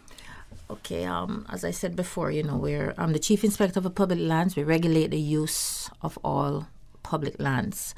What I want to leave with today is to inform the public that if you are using public land, illegal use that is not benefiting the general public itself, but more of a benefit to you as a person, then I would ask that you call or the PLC or email at plc@gov.ky. I will also PLC is Public Lands. Public Lands Commission. So it's the acronym plc@gov.ky.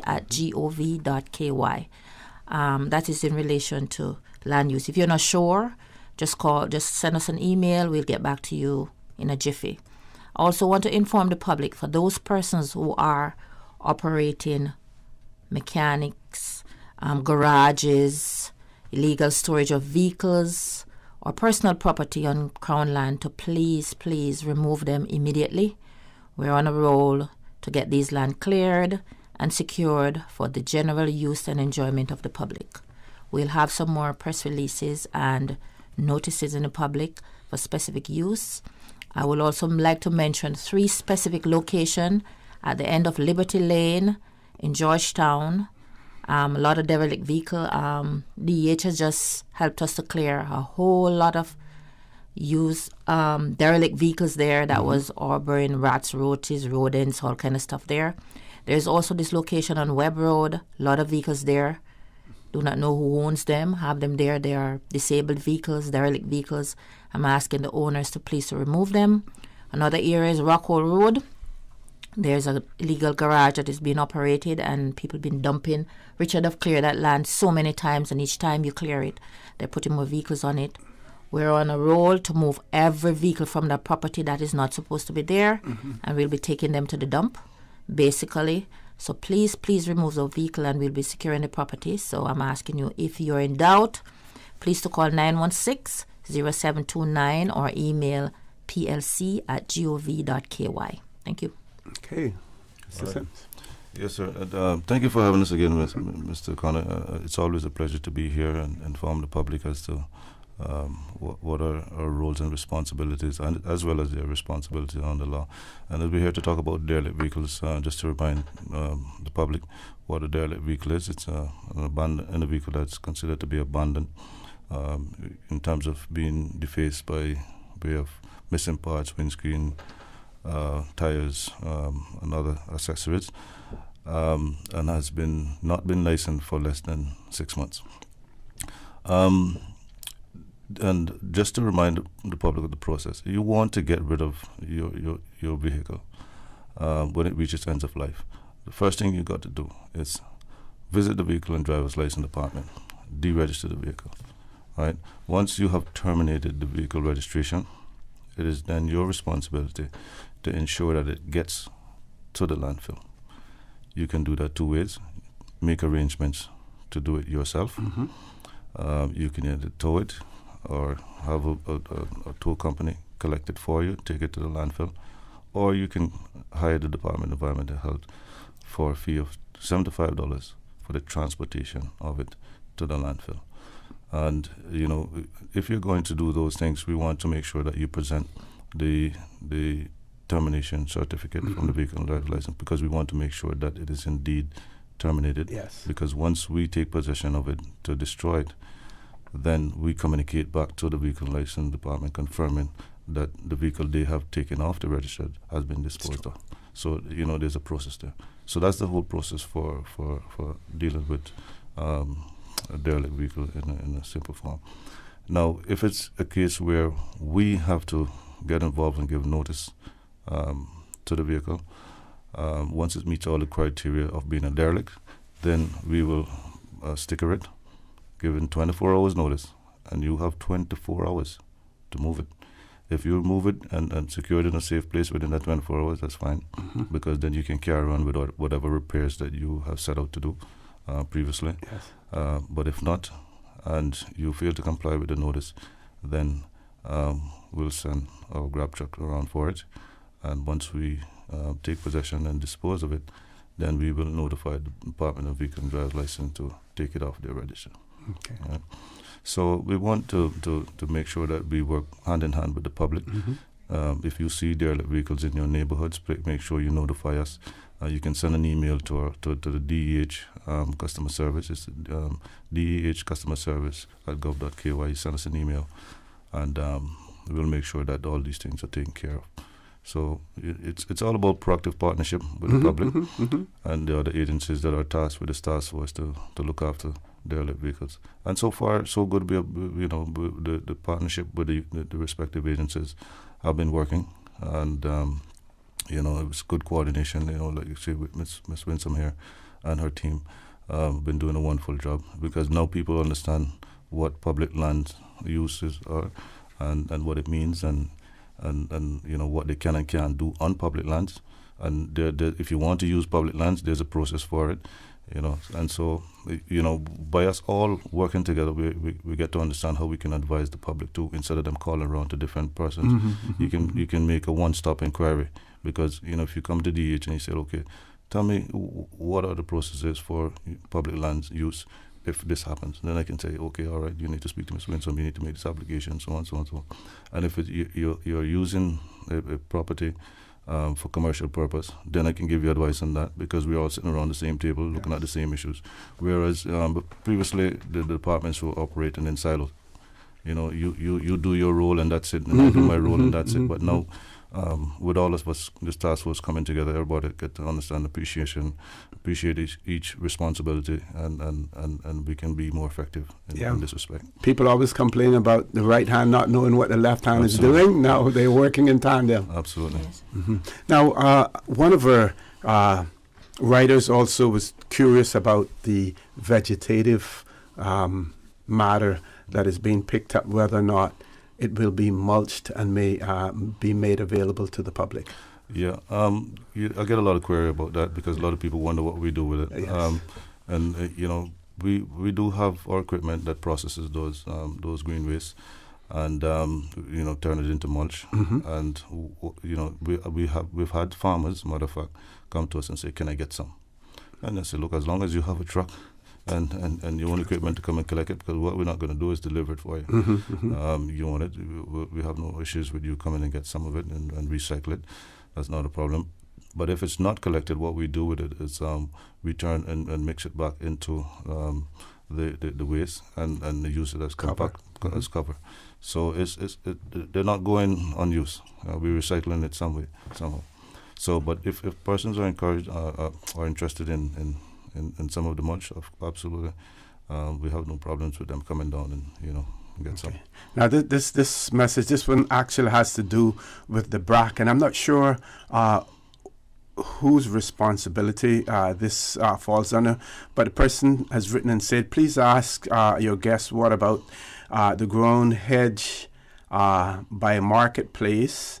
The hedging is so overgrown, so high on the corner of West End Road and South Side Road, that when driving and taking that turn, you cannot see over them.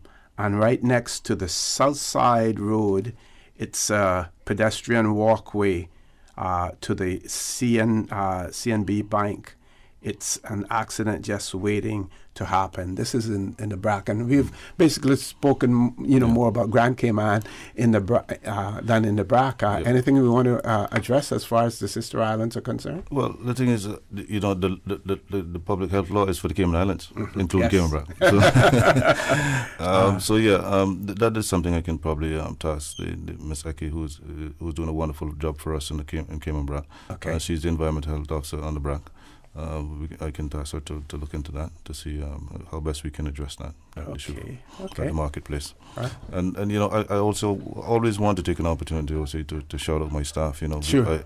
I have some of the most wonderful, hard-working men and women in the Cayman Islands. Yes. We take pride in the work that we're doing to ensure that the Cayman Islands is the cleanest place in the Caribbean. And we don't give them enough credit for the work that they do and the time that they come out. I mean, waking up very early in the mornings to come out and ensure that when you pass the streets, they're as clean as a whistle. Mm-hmm, Right? Grant you that I know that sometimes I listen to your show when I hear people talking about the garbage guys are waking them up so early in the morning. But the complaints are not that great. It's a very small number of people who may have that concern. But you can imagine now if we were to go back to 2 days a week, then the complaints would multiply, right? Yes. But for the most part, they are doing a wonderful job. They do. Excellent job. And to be honest, and I get a lot of commendation from the public.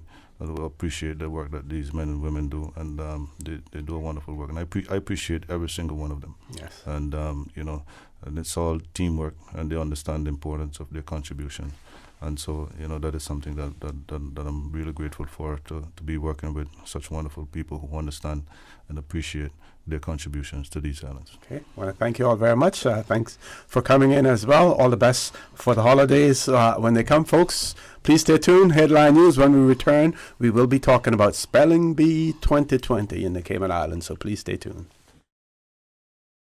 Today's biggest news. Radio Cayman. It's only 2 species that we have, on the island. Generations present. Your voice, your choice. It is in the best interest of the people of these islands. Local, regional, international. This is Headlines from Radio Cayman's newsroom. Today's biggest news. The medical officer of health reported 295 COVID-19 test results on Friday. 2 were positive. The individuals were asymptomatic travelers who returned a positive test result following routine screening. The total number of people in isolation is 1,052. A coronavirus vaccine developed by the University of Oxford stops 70% of people from developing symptoms, according to a large-scale trial. Other vaccines showed 95% protection, but the Oxford jab is cheaper and easier to store and distribute. Boris Johnson praised scientists and volunteers for the trial's, quote, fantastic results. Meanwhile, Germany's Chancellor Angela Merkel has raised concerns about the world's poorest securing access to COVID-19 vaccines. There have been more than 58.6 million virus cases and 1.3 million COVID-19 deaths across the globe, according to Johns Hopkins University. Those are your headlines. I'm Carsley Fuller. For the latest in news and information, follow Radio Cayman on social media, Facebook, Instagram, Twitter. Download the Radio Cayman app or log on to our website, radiocayman.gov.ky. your voice, your choice, your radio. No, man. My bills seem huge again, and I don't know what to do about it. I gotta look some help. We can help.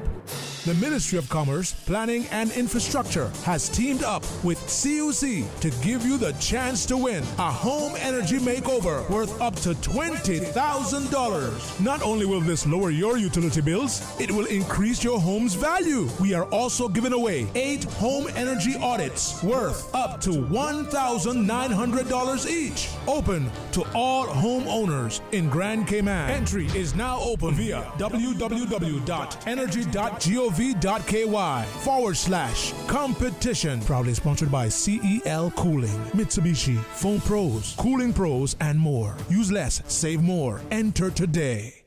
The new Self-Help Community Foundation presents the 19th Annual Talent Exposition of the Arts with their first ever virtual concert. Get your tickets now at eventpro.ky. Streaming live on December 13th. You don't want to miss this. With performances by Erica Asai, Caitlin Tyson, Miss Universe 2018, Rico Rolando, Terry Williams, UCCI dancers, Lloyd Barker, Rita Estevanovich, Dream Chasers Cayman, Mariah Padua, Shantae Ramoon, Duncan Anderson, Cayman Music School, Soraya Anglin, Centerpoint Dance Company, Richie T, JC Patrick, Miss World Cayman, and more. The Talent Exposition of the Arts, first ever virtual concert, broadcasting live December 13th. Get your tickets today at eventpro.ky.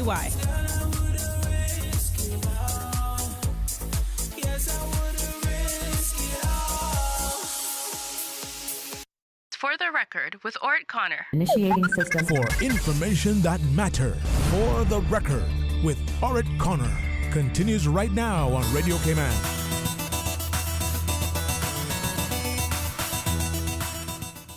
Good morning and welcome back to For the Record. In this segment of the show, we will be talking about Spelling Bee 2020 in the Cayman Islands. I have in the studio with me, Miss Nikki Samuels and Miss Gloria Bell. We're going to start with Miss Nikki and tell us about you and your role, Miss Nikki. Hello, good morning. My name is Nikki. I'm with the Department of Education Services. I'm the Senior Customer Service Officer there. And one of the items under our remit is that of Spelling Bee. And it's something we're very excited about and we're here to talk to you about today. And Miss Bell? Good morning.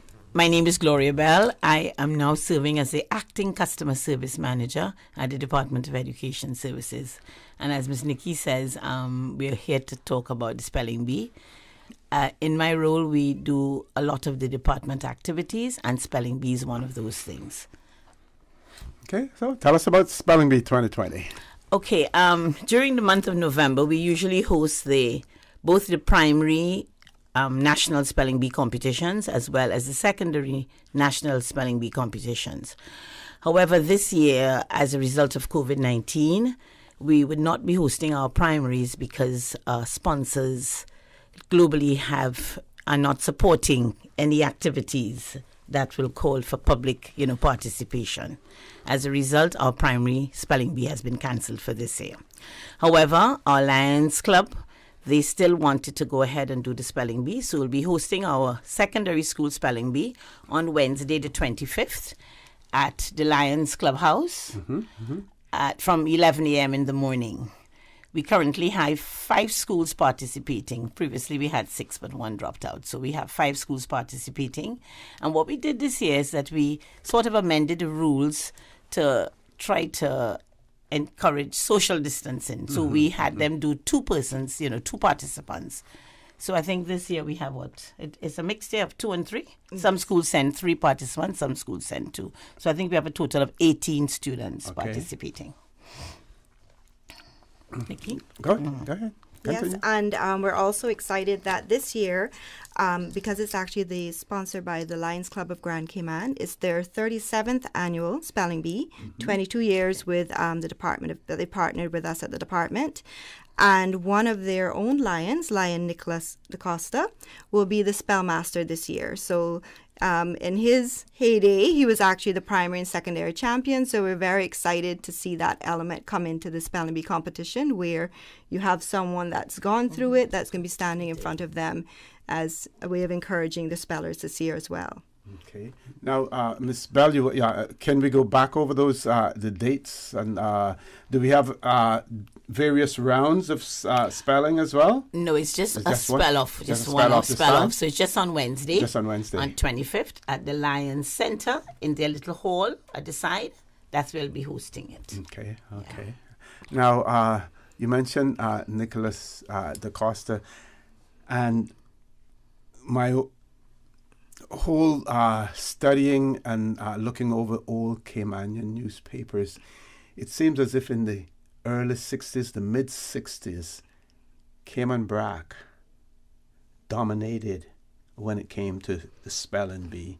We had persons like Roland Jackson, Camilla Connolly, who were the spelling bee champions, and they would come over to Cayman. As a matter of fact, I think Roland Jackson also went to Jamaica and participated in the Gleaner Spelling Bee competition there as well.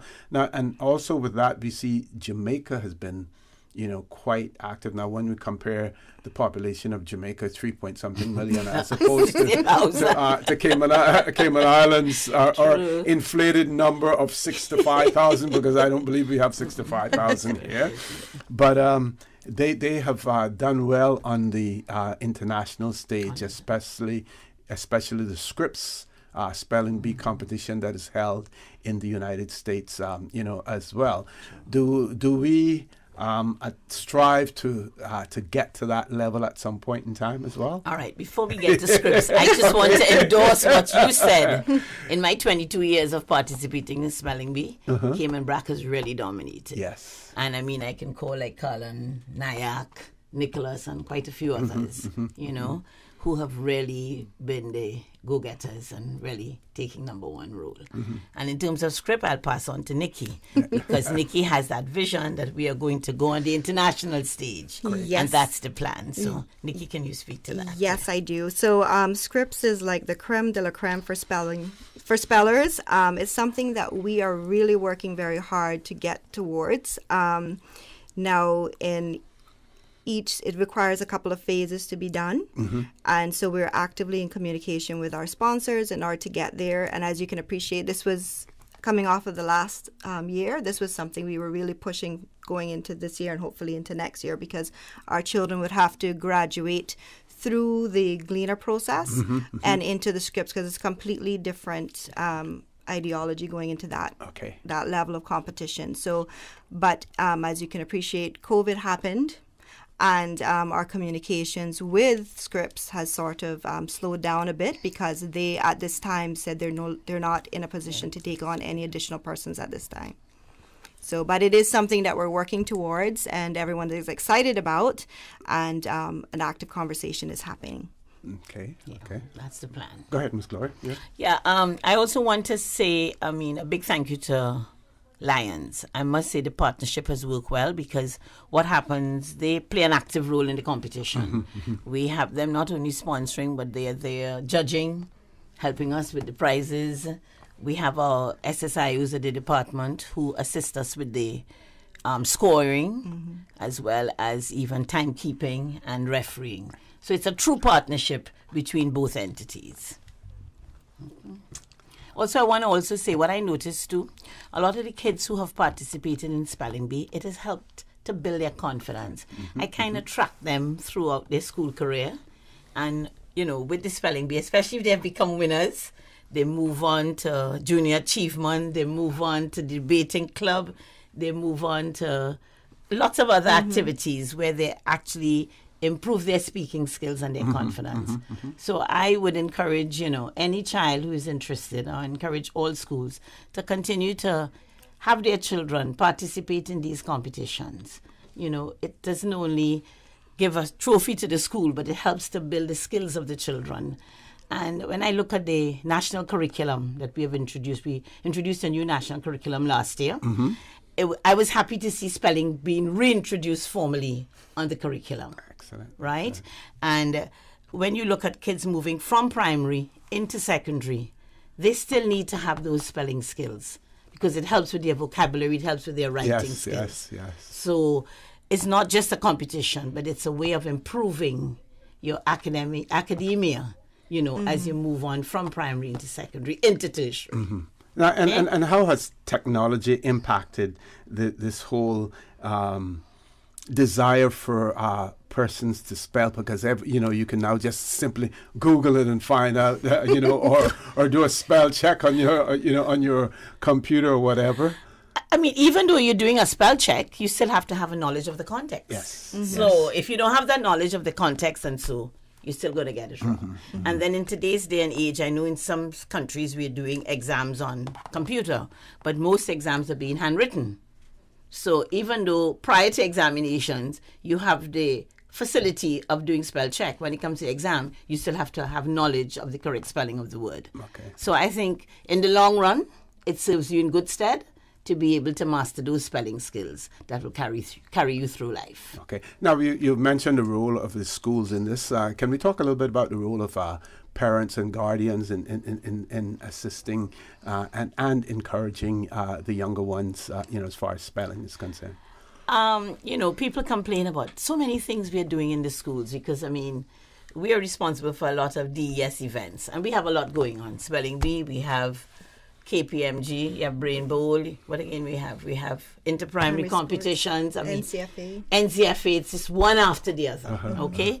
But what I have noticed over the years, the kids who really participate in Spelling Bee, apart from those who are identified by the teachers, these kids come from families where parents are interested in spelling. And the parents work in partnership with the teachers as coaches to really engender that interest and to work to help the kids practice. So I think the parents play a very active role.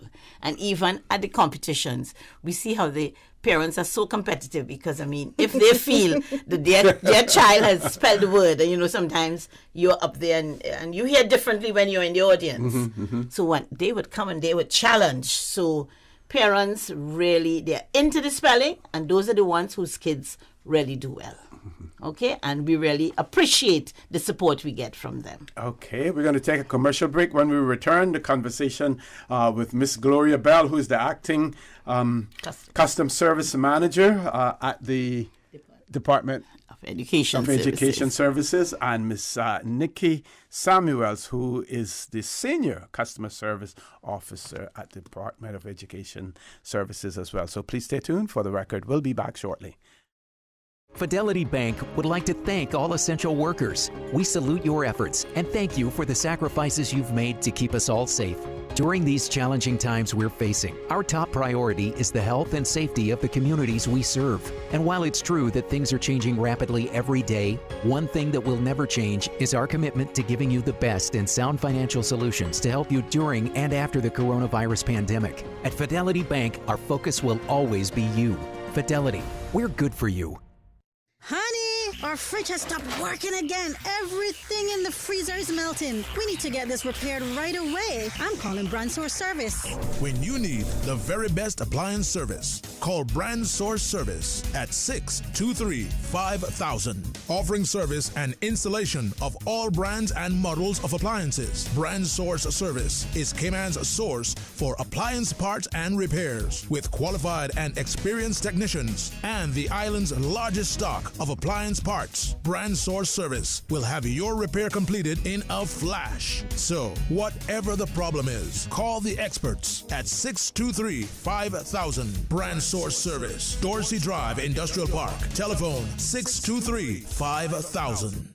Green Turtle. Modern solutions to get you through the new normal. Download the Green Turtle app now and top up yours or a loved one's phone with any mobile carrier in any destination. Home delivery of laptops, tablets, phones, accessories, and iTunes and major online retailer gift cards. And now, home deliveries of groceries and courier service. Guaranteed delivery within 2 hours from 9 a.m. to 3 p.m. Visit their list of products at greenturtle.ky or download the Green Turtle app today. Green Turtle is not only the future of mobile, but today it can help save a life. Take a ride on the Green Turtle Express today. Download the Green Turtle app, the future of mobile, saving lives today. From district to district, moving through the waters to Cayman Brac and Little Cayman. Your station, your voice. All things Cayman, one radio, many people. This is home. Radio Cayman in the Cayman Islands. For the record, with Orrett Connor. Initiating system. For information that matters. For the record, with Orrett Connor. Continues right now on Radio Cayman.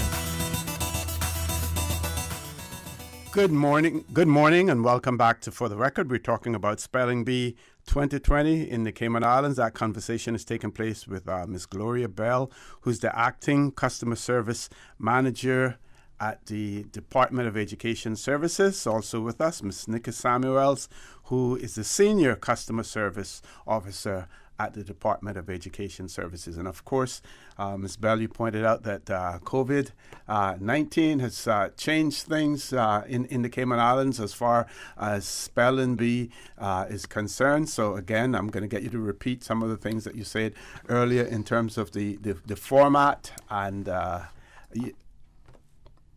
as far as the Spelling Bee is concerned. Okay.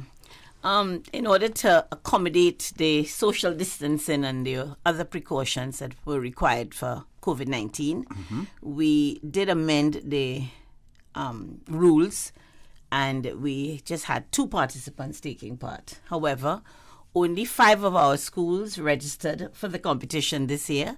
So as a result, we extended it to 3. Okay, so we have... Some schools have sent 2, some schools have sent 3. The competition will be held at the Lions Clubhouse at Lions Center on Wednesday, the 25th of November. I think, yes, we can have participants. We can have the public there. So we're extending an invitation to the public. So if you have time, if you're interested in spelling, you can drop by and give those young people your support. We would welcome your presence. Definitely. Okay. Ms. Nikki, anything else you want to you want to point out? Just to piggyback on what Ms. Bell said, I think this year more than any other year, we need support of the public and of parents and just everyone on board for children that have and schools that have taken the initiative to. We know they're right now very bogged down with with what they need to accomplish, and for them to reach out and still participate in these activities, which will strengthen so many skills for the children, is really commendable. And we encourage everyone more than anything this year to come out, even if it's for half an hour. We promise you won't be disappointed, and we promise if you come out for half an hour, you'll stay till the end. This should be an exciting competition. Yes. So, yes. And let's talk about the venue again. Remind everyone. Yeah, Lions Center, Lions Clubhouse. The clubhouse is right on the compound of the center. So, and we are starting at 11 because the Cayman Brac team, they don't get here until almost 10 o'clock. So we've decided to just do it an hour later. Okay? Yeah. And I just want to take this opportunity. I mean, we miss having the primary school spelling bee this year, but we understand the stance taken by Royal Bank of Canada, and we want to extend our appreciation to them. They have served us for 22 years? This would have been 23, and we want to thank them. And we look forward to them supporting us next year as we revert to our primary and secondary spelling bee competitions. Okay. And so, Ms. Nikki, as far as the international qualifications, how far, what needs to be done next? You mentioned it earlier. What needs to be done next to get us on the road towards participating in the Scripps competition by going through the Gleaner competition and whatever? Okay, so there's a couple of steps for us to do. Quite a bit of it is administratively behind the scenes. Okay. But for our children, the resources that they're using towards studying for the spelling bees that we have mirror those of the Gleaner, so they use that book to move forward. Whereas the Scripps does a little bit wider of what is required of them. So it would just be and they also have vocabulary tests that they do at the beginning and different things like that. So there's going to be a little bit of a transition that's required.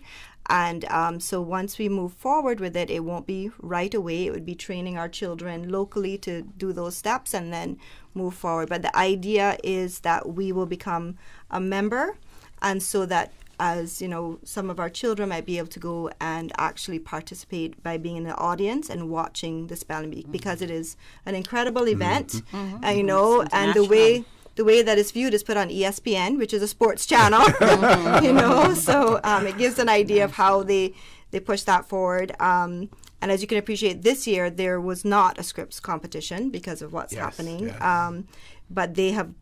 If you follow them online, they've been doing quite a bit of promotion because they want to continue with children continuing to study, continuing to look forward to next year to come back stronger, and to, as an incentive to keep going.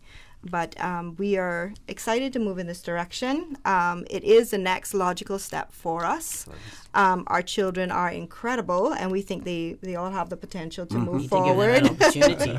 And but as with anything, it takes little steps to get there. We do have some hurdles. COVID gave us a big one, but we're going to keep pushing through it and get to that pot of gold at the end of the rainbow. I think the biggest difference with Scripps is that there are a series of elimination levels that they have to go through. So we need to prepare them for that.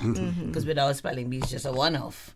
So they have to be prepared to go through a series of opportunities, eliminations. So you just have to build that stamina. And given that those eliminations are not just the standard format that they're doing now, they're, like I said, they are vocabulary tests, and there are different things that they have to do. So it's not just spelling and word meaning. It's not just spelling and word meaning. Can we talk a little bit about coaching and how? If it's done in schools, usually done by teachers, but if someone on the outside had experience and a skill in coaching spelling beers, how can they get involved in this process? Great. Good question. I mean, let me put on my principal hat. As a principal, I remember observing my spelling bee coach, who was at Prospect Primary at the time. And I always encourage the kids, if you're interested, they would give up their time in the morning. They come in early. They make a sacrifice. Anything you want, you make sacrifices for. Yes. So they would come early in the morning, or they stay back late in the afternoon or lunchtime, and they would organize and work with their coach. And I must say, the coach that we had at Prospect, my God, she was passionate about this. So she ate and drank spelling bee. And then, I mean, once one competition was finished, she would start recruiting her next batch of spellers for the next year. So there's a strategy. And again, it comes with passion and commitment. And for those people who are out there who have the skills and who are willing to share them with our schools and our students, I invite you to volunteer at any school. You can come to any school. Maybe you might have a grandchild or a niece or whatever, and you fill out the volunteer form, you sign up, and let them know that you would like to volunteer to work with the spelling bees. The only thing with the volunteer forms now, you no longer can walk into schools because of child protection issues. You fill out the forms, and I think you have to do a darkness to light training. Okay. And then you have to get a police record. Those are the two requirements. So we welcome anybody out there who has those skills, especially retirees, retired teachers who wish to come in and support our students. We really welcome you. Okay. Okay. Want to give both of you an opportunity for some closing comments. We'll start with you, Ms. Nikki. Okay, thank you. So with respect to the coaching and so on, definitely would recommend, just not even just for spelling bee, for anything you have skill set for, to come into the schools, reach out to your schools. It is a community school in each case, and we welcome any input there. With respect to the coaching as well, you have where children that are past winners, they donate their time as well because they just can't get away. And they continue to support. And it's important to note that in the schools, they don't just select a small few children. They have groups, and they continue to train them, and they take the top children to participate in the spelling bee. But there's still that group of children that continue to learn and grow, and more than likely by the end of when they're ready, a couple years down the line, then they're also participating. So it's a continuous flow of spellers. It's not just a gathering at the end of the day. And if you're unsuccessful 1 year, it doesn't prevent you from participating again. Correct. So the earlier you get in, it's better for you. You get that experience. The earlier you get in here. Okay. Just to piggyback on what Nikki has said, I know some schools during this literacy week, November, we considered literacy week. Schools are having their own in-house spelling bees. So like with the primary, even though they're not able to move up to the national competition, they're having. So the kids, even though they have learned the words and so, they have not been denied an opportunity to participate. So schools are doing their own in-house spelling bees. I think in our conversation, we failed to mention the schools that will be taking part in this year's. So we have Clifton Hunter High School, John Gray, Lehman Scott High School, Calvary Baptist, and Cayman International School. Those are 5 schools that will be participating. So I want to thank those schools for sticking it out and sending some participants. And once more to reiterate that invitation to members of the public to join us at the Lions Clubhouse on Wednesday the 25th to support our spellers and to encourage them. And we want to say it begins at 11 a.m. We want to thank the Lions for once again partnering with us, and we look forward to an excellent competition on Wednesday. Okay, I'm checking, make sure that we've covered all of the emails, WhatsApp messages and everything that may be coming in relation to it. Don't want to miss any before you ladies leave us. I think we have covered all of them. So I want to say to you all, thanks very much for being here. All the best. And if there's anything that we can do For the Record in terms of continuing to promote this very worthy project, we're more than happy to do so as well. Folks, please stay tuned. After this commercial break, we're going to be talking about scholarships. So more about education. I'm sure that some of these those competitors in the spelling bee will be later on in life talking, have an interest in scholarships as well. So it's a good segue into the next subject as well. So folks, please stay tuned. For the record, we'll be back shortly. Thank you. What's that? No sugar, same amazing taste? Coca-Cola Zero Sugar is here to stay. Classic taste, pure satisfaction.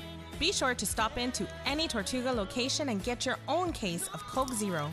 Or grab an ice-cold one straight from the cooler. Brought to you by Tortuga Distributors Limited. Coca-Cola, taste the feeling, K-Man. It's time to buy smart. It's time to buy Ropers. Find everything for your home and kitchen at low prices. Ropers. Appliances, dishware, bulk foods, and so much more. With huge savings. Ropers is stocked for your hurricane supplies. Don't cut back on your needs. Cut back on your spending with Ropers. Your neighborhood store. Value. Integrity. Ropers Enterprises. 122 Industrial Way. Call 949-2511. Clean up your spending with Ropers. Ropers, providing products and services for better public health. Hi, I'm remodeling our bathroom. I have a few questions. Sure. What are some ideas to make my bathroom feel larger? How do I know if I'm picking the right vanity? How do I choose a new toilet or a new countertop? Also, the lighting is terrible. Can I put a window or a skylight? And do I really need an exhaust fan? You've come to the right place. At Brand Source, we custom design kitchen and baths, and our talented design team can help answer your questions. Whether you're looking for a modern, functional family bathroom or a luxurious personal retreat, we'll help create that beautiful space that makes your home yours. And if you're in a rush for a new look and have a limited budget, our ready-to-install bathroom vanities, built with solid wood and countertops of the finest materials, are a quick and easy remodeling solution. For the very best in custom-designed kitchens and baths, visit Brand Source Home Gallery on Dorsey Drive, Industrial Park, Cayman's Kitchen and Bath Center. Stronger, wider, higher, lighter. The all-new Ford Ranger Raptor. Powerfully built with a 2.0 diesel Panther engine and 210 horsepower. Modern with leather interior, an 8-inch touchscreen, Sync 3 technology, and power features. Tough, built to handle the off-road with 4-wheel drive, terrain modes, and a 10-speed automatic transmission. Coming early October to Vamped Motors, Walkers Road. To find out more and to test drive the bold new Ford Ranger Raptor, visit Vamped Motors, Walkers Road, or call 949-8288. Rotary Central Music Extravaganza tickets. They're flying out the window. Get your tickets now from Rotary Central members, Rotary ticket sellers, online at eventpro.ky. Funky Tangs, A.L. Thompson's Home Depot, The Bar at Mango Tree Restaurant, Sievert's Bar on Eastern Avenue, or on Cayman Brack from the Rotary Club of Cayman Brack and Tishara Lewis, or from Barcam on the Run in Red Bay and gas stations island-wide. Get ready to be a winner with your chance to win $40,000 or a second prize of $4,000. And there are 6 $1,000 prizes and more. Do you have your golden ticket for the golden chance? Rotary Central and the Music Extravaganza 2020, supporting over 70 Rotary community projects. Rotary Central, not-for-profit number 232. Your ticket for your chance and your contribution to a better community through Rotary. Remember, Rotary. It opens opportunities. Shaken yet standing firm. I was not built to break. This is Radio Cayman in the Cayman Islands. For the record, with Orrett Connor. Initiating system. For information that matters. For the record, with Orrett Connor. Continues right now on Radio Cayman. Good morning and welcome back to For the Record. Very busy day at For the Record this Monday morning. We've covered 2 areas and one more to cover as well. And this one sort of like ties right in with the other topic that we had before, talking about the spelling bee. We're going to be talking about government scholarship program. That conversation is going to take place with Dr. Shara Smith, who is the head of the Secretariat, Scholarship Secretariat in the Cayman Islands.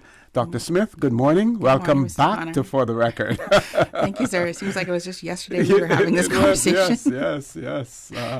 Let's talk about scholarships. All right. Well, we just wanted to remind the public that, yes, already it has come around.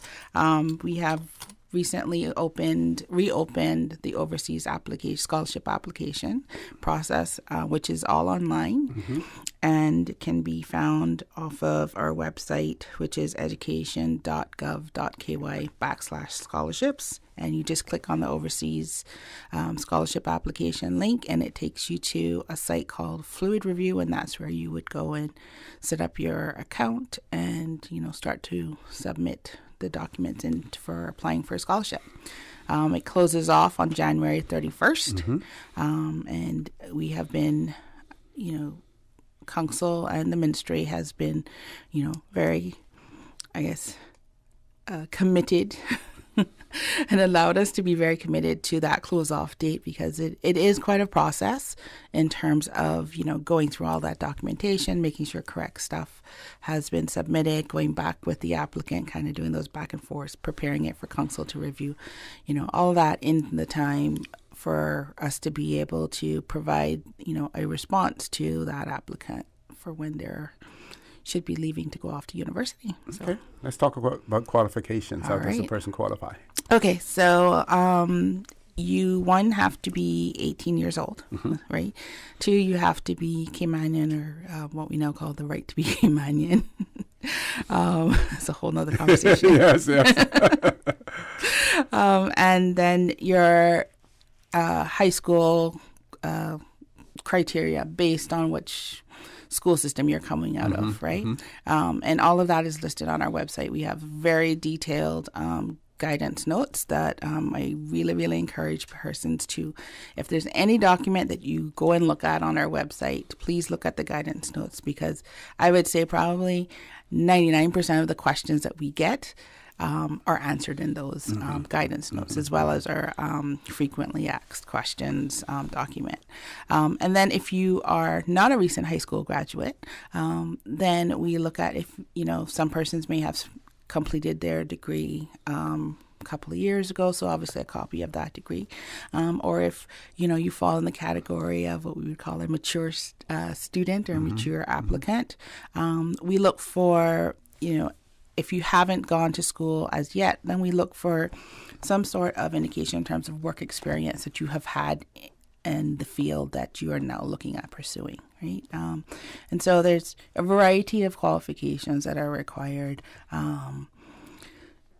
depending on where you're coming from and what each category you fall into. The other thing that we did have to waive last year, and we're still waiting to kind of see what they're going to do with it, is in regards to those persons coming out of an American school. One of the requirements is the GPA of 2.75, and then the SAT or the ACT.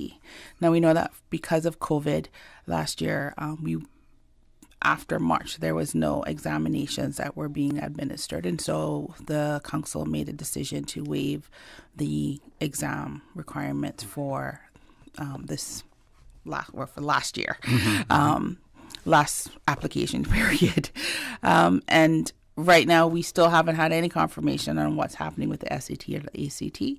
So that's still kind of up in the air. And as we, as it is with life with COVID, as we know more and decisions are made more, then we will continue to inform the persons. But if you don't have that score, then that's not something that's going to impede you from completing the application, Now, you spoke about the period being from the 15th of November to the 31st of January. Yes. Based on your wide experience with the Secretariat, is that sufficient time? And how do you find a lot of situations where you have to continuously go back to the applicant and refine things, or is the process and their awareness of it improving? I'm always hopeful that there's improvement. I'm an education at heart. But we do clearly state that you're not allowed to upload any blank documents, right? Every document that we require in the application at this period in time should be something that persons can get readily available. And like I said, those guidance notes tells you exactly what documents you need to do. So like in stage 5 deals with the financial aspect of the family or whoever is going to be supporting that student.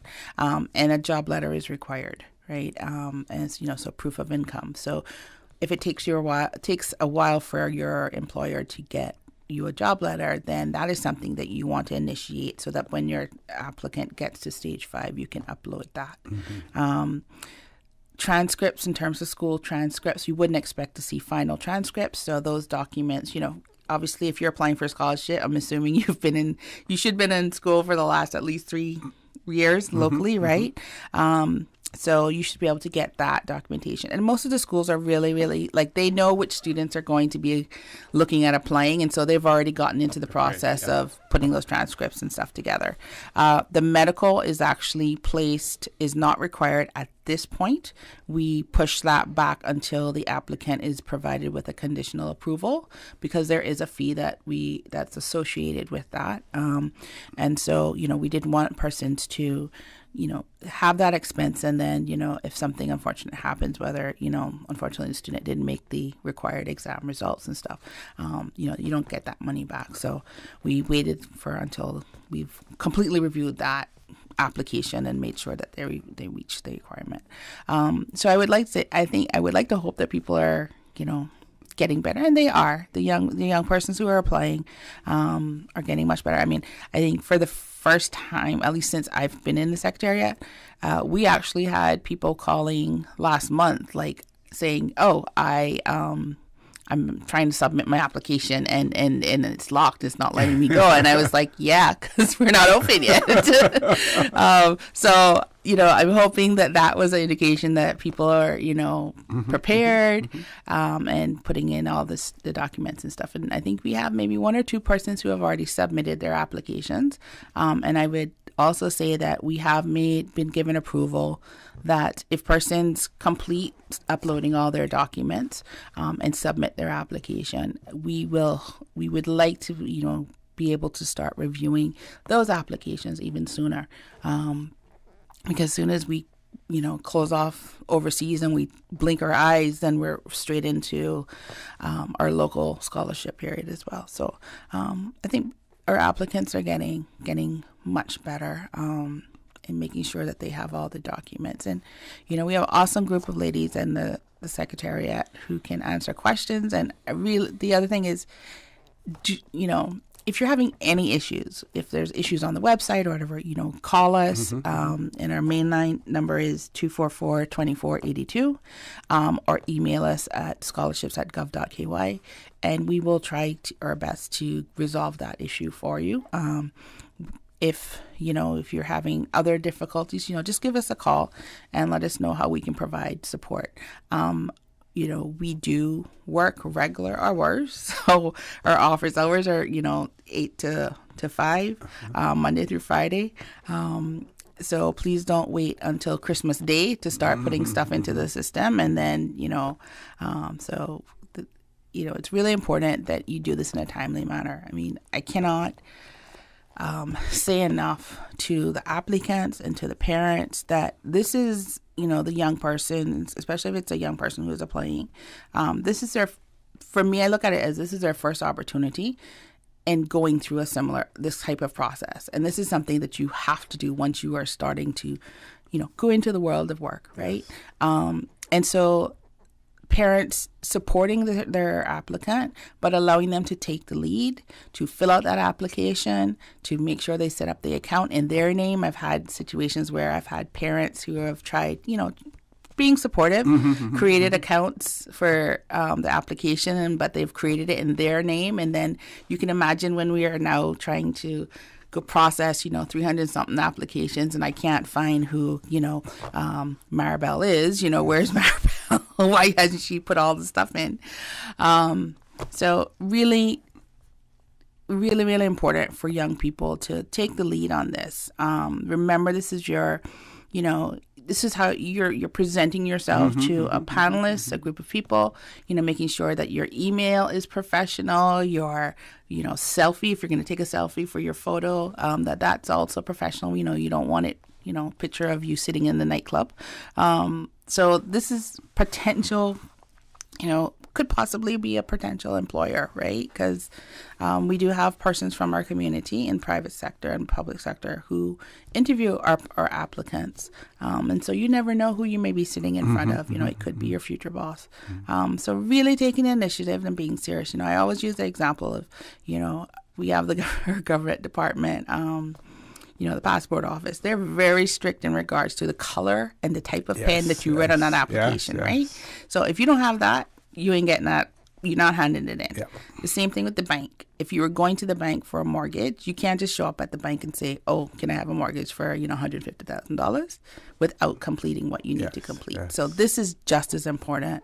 The Cayman Islands government, even in the situation that we are currently in, and with COVID and all the additional expenses and the impact of the economy, are committed to ensuring that persons have the opportunity to continue their education and their training. And so they will, do their best to find the funding. So making that effort and taking that step to say, this is something that I need to take responsibility for is really, really important in this process. What about seeking advice from their peers who may have gone through the process before, talking to them and exactly. asking them what it was all about, how do I do this? Exactly, talking to other persons and again, if you are looking at a specific school, university, if you know someone who goes to that university, contacting them. We were hoping to have done some of that last year, but like I said, COVID has just kind of tweaked everything in a different direction. But yeah, there's a lot of resources out there for persons to get a hold of and to help them through this.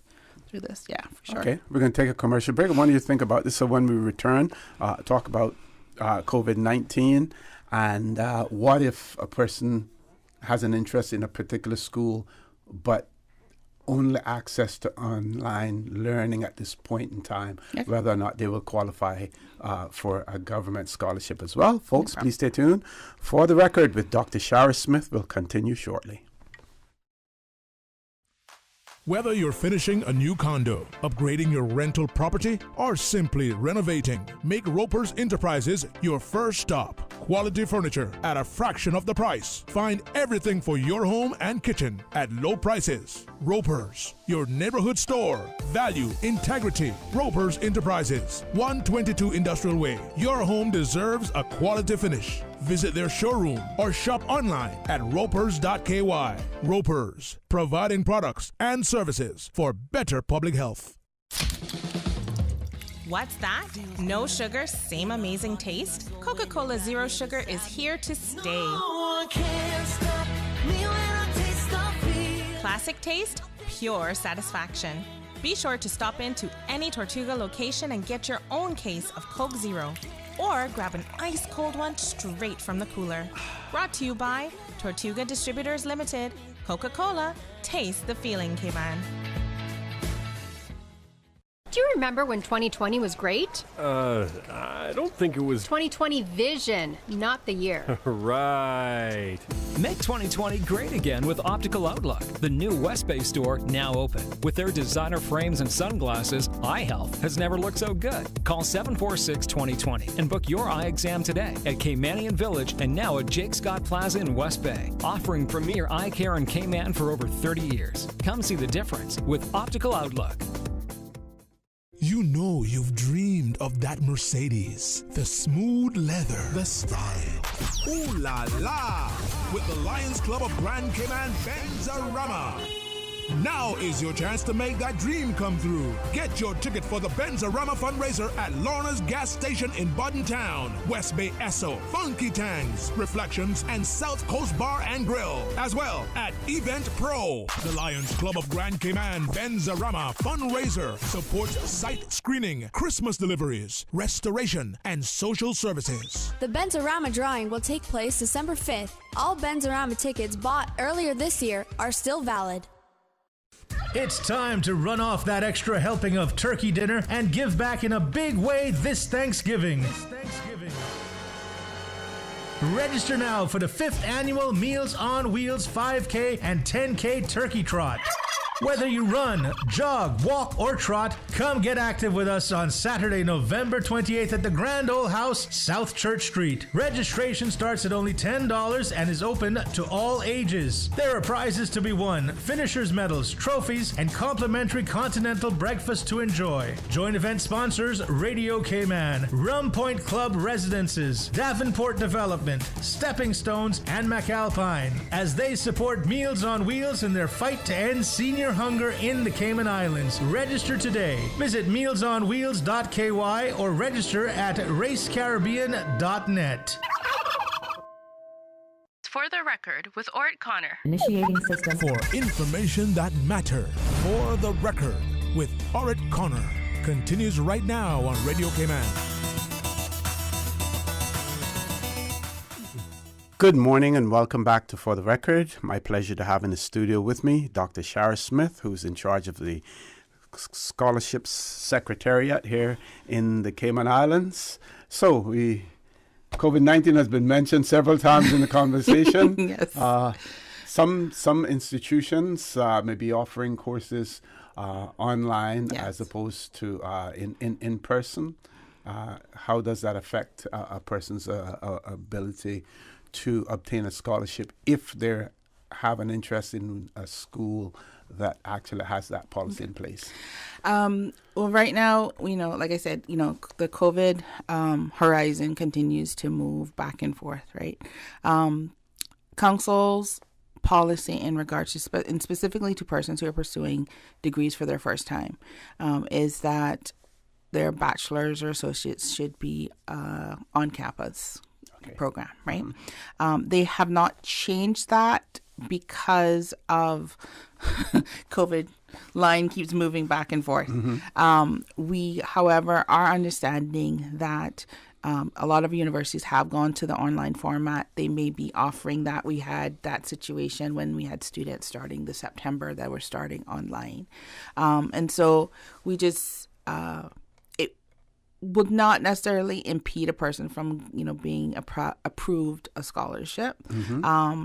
But we want our applicants to not necessarily close off the idea of doing an on-campus program, right? And so what I would say to those persons who are interested in applying is looking, when you're looking at universities, a couple of things you want to do. Go on their website, research what their response has been for their campuses with COVID-19. What is their current situation? I think that a lot of universities are still, we're not prepared. Well, I don't think anybody was necessarily prepared for the type of impact that COVID would have on the learning and transitioning to that fully online situation or even the hybrid, because even this term, we've had situations where we've had students who have returned to their campuses because they were doing hybrid classes. So they had some some face-to-face, some online. And then, a couple of months into it, they've gone back to fully online because the numbers have risen, right? Or the environment they're in has gone into lockdown. And so I just was watching the news this morning and, all the major pharmaceutical places are now claiming that they have the better vaccine, right? So we had one that's at 90%, one at 95, and then, or 90, I think 94, and then the next was like at 95%. So if the vaccine is released and that's in, then who knows what horizon we're going to be looking at. And this scholarship application is for our start in September 2021. So it's still quite a ways, So don't close off the door for campus opportunity. But again, do your research, see what the responses are. If they have that program for you, apply to it. Put it down as your list. Students can put at least up to 3 different university selections on their application. And I would say take it from that perspective.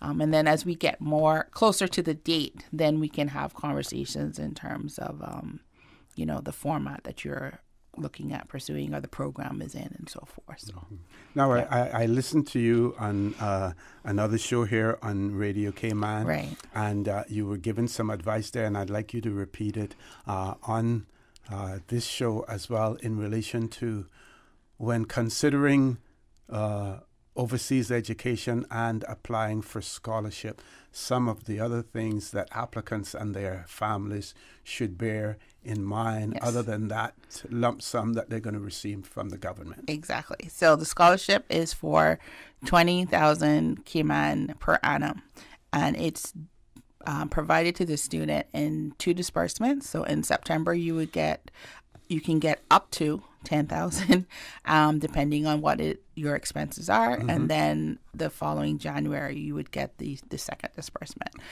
So we constantly ask students, as a part of their questionnaire, it's one of the questions in the application.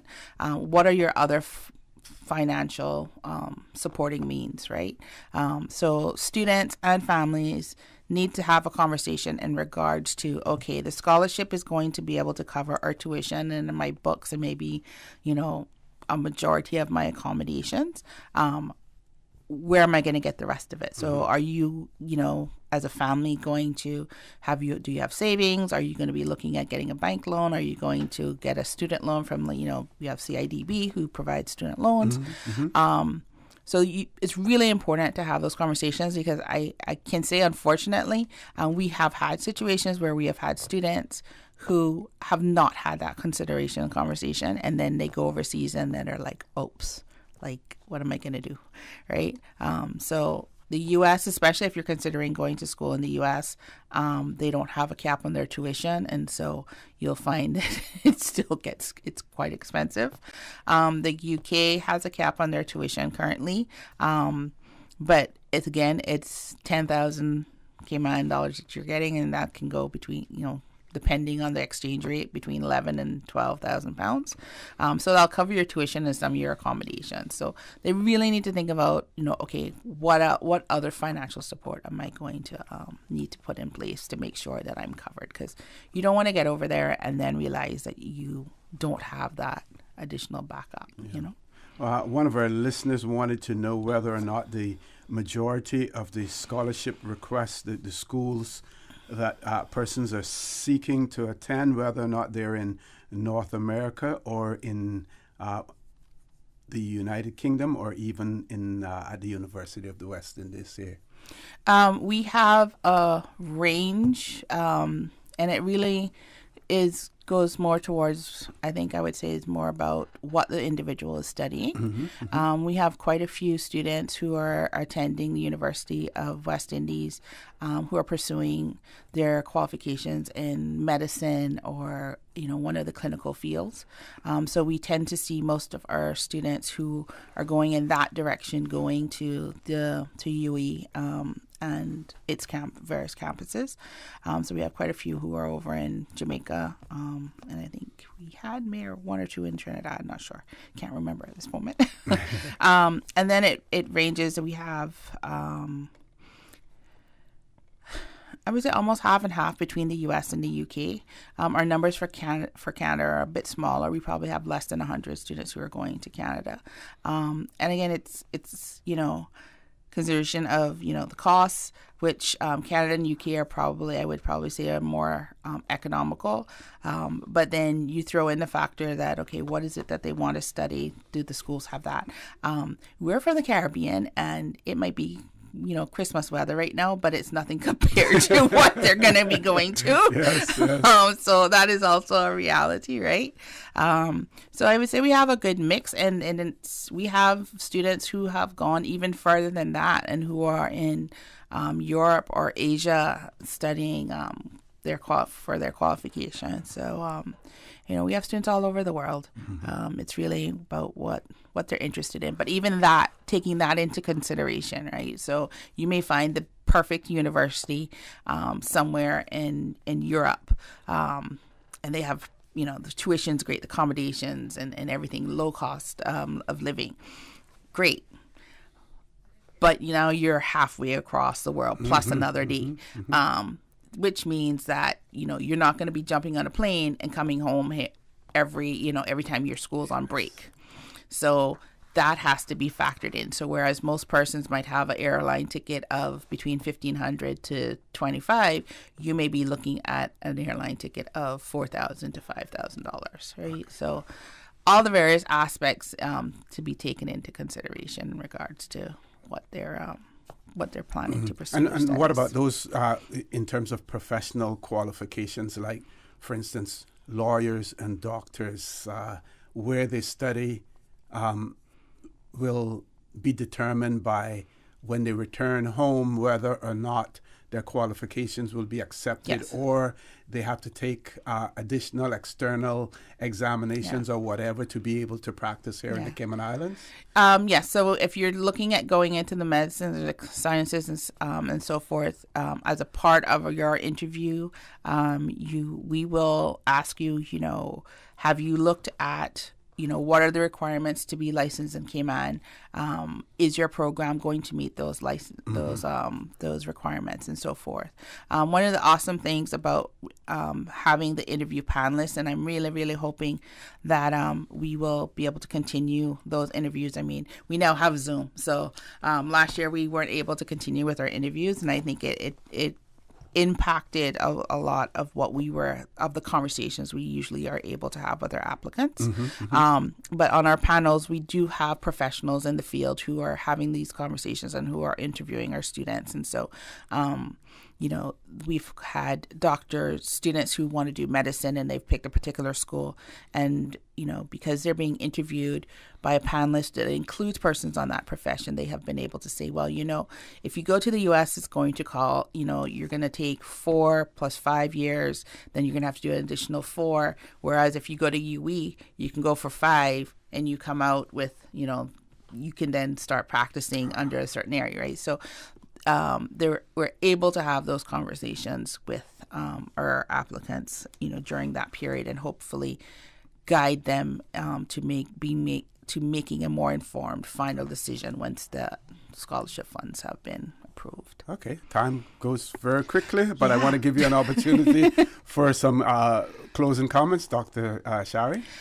Just encouraging persons to take up the opportunity to apply for the overseas scholarship, reminding persons that it is an online application process, so we do not accept any applications into our office. No hard copies. No hard copies. We're trying to save the trees. And so, to please, just take opportunity. Yes, we're living in COVID and it has thrown us upside down, but life needs to still continue, and there's all different ways to make it work. So, but if you don't put in your application, then you can't be considered, That's the first step in the process. That is the first step. And, I always tell persons that, put it in and then you see what happens. If you decide that you're not going again, then you don't have to take it up. If you have to delay your start from September to January, you've already gotten it in. But if you don't put it in now, then, you won't be able to put anything in again until next year in November. So get it done. Okay. And remember to press submit. Don't forget that. You have to press that button, submit at otherwise the end. it's going to sit right there. It sits right there, yes. Okay, Dr. Shari, I want to thank you very much, for being here. And as usual, you're so lucid in terms of your explanation of things. I just can't see people getting it wrong the way that you explain everything. And I'm sure that when they do, if they have the reasons to call into the Secretariat, that they get similar, clear and lucid explanations as well. Folks, I want to thank you for allowing Radio Cayman, and by extension, For the Record, into your homes, into your vehicles as you traverse the busy roads of the Cayman Islands, into your places of work, wherever that may be. I also want to remind you that we are our brothers and our sisters' keepers. There is always someone out there who's less fortunate than we are, and I ask you to extend a helping hand to them. If you can't do that, then I suggest you donate to a worthy charity, because we always want to consider those who need, not necessarily those who want or even those who crave. So I say to you, have a great day. Continue to support your radio station, Radio Cayman. Join Sterling Dwayne Banks at 12:15 for Talk Today. And as usual, we ask the good Lord to bless these 3 beautiful, wonderful Cayman Islands. For the Record is brought to you by Vamped Motors, the only authorized Ford and Toyota dealership serving the Cayman Islands. Cayman Pharmacy Group, with a location in West Bay and professional pharmacy at CTMH Doctors Hospital. The Cayman Pharmacy Group has a location for you just around the corner. Seaboard Marine, with over 35 shipping ports, find your shipping solution by calling 949-4977 or visit seaboardmarine.com for competitive rates. Coca-Cola, available across the Cayman Islands from Tortuga distributors. Accept no substitutes. Taste the feeling with Coca-Cola. Brand Source Home Gallery, inspiring luxury. And Fidelity Bank. Fidelity, we're good for you. Also brought to you by Ropers Enterprises, 122 Industrial Way. Products and services for better public health. Green Turtle. Take a ride on the Green Turtle Express today. Download the Green Turtle app, the future of mobile, saving lives today. And the Ministry of Commerce, Planning and Infrastructure. Visit energy.gov.ky/competition to win a home energy makeover worth up to $20,000. Today's biggest news.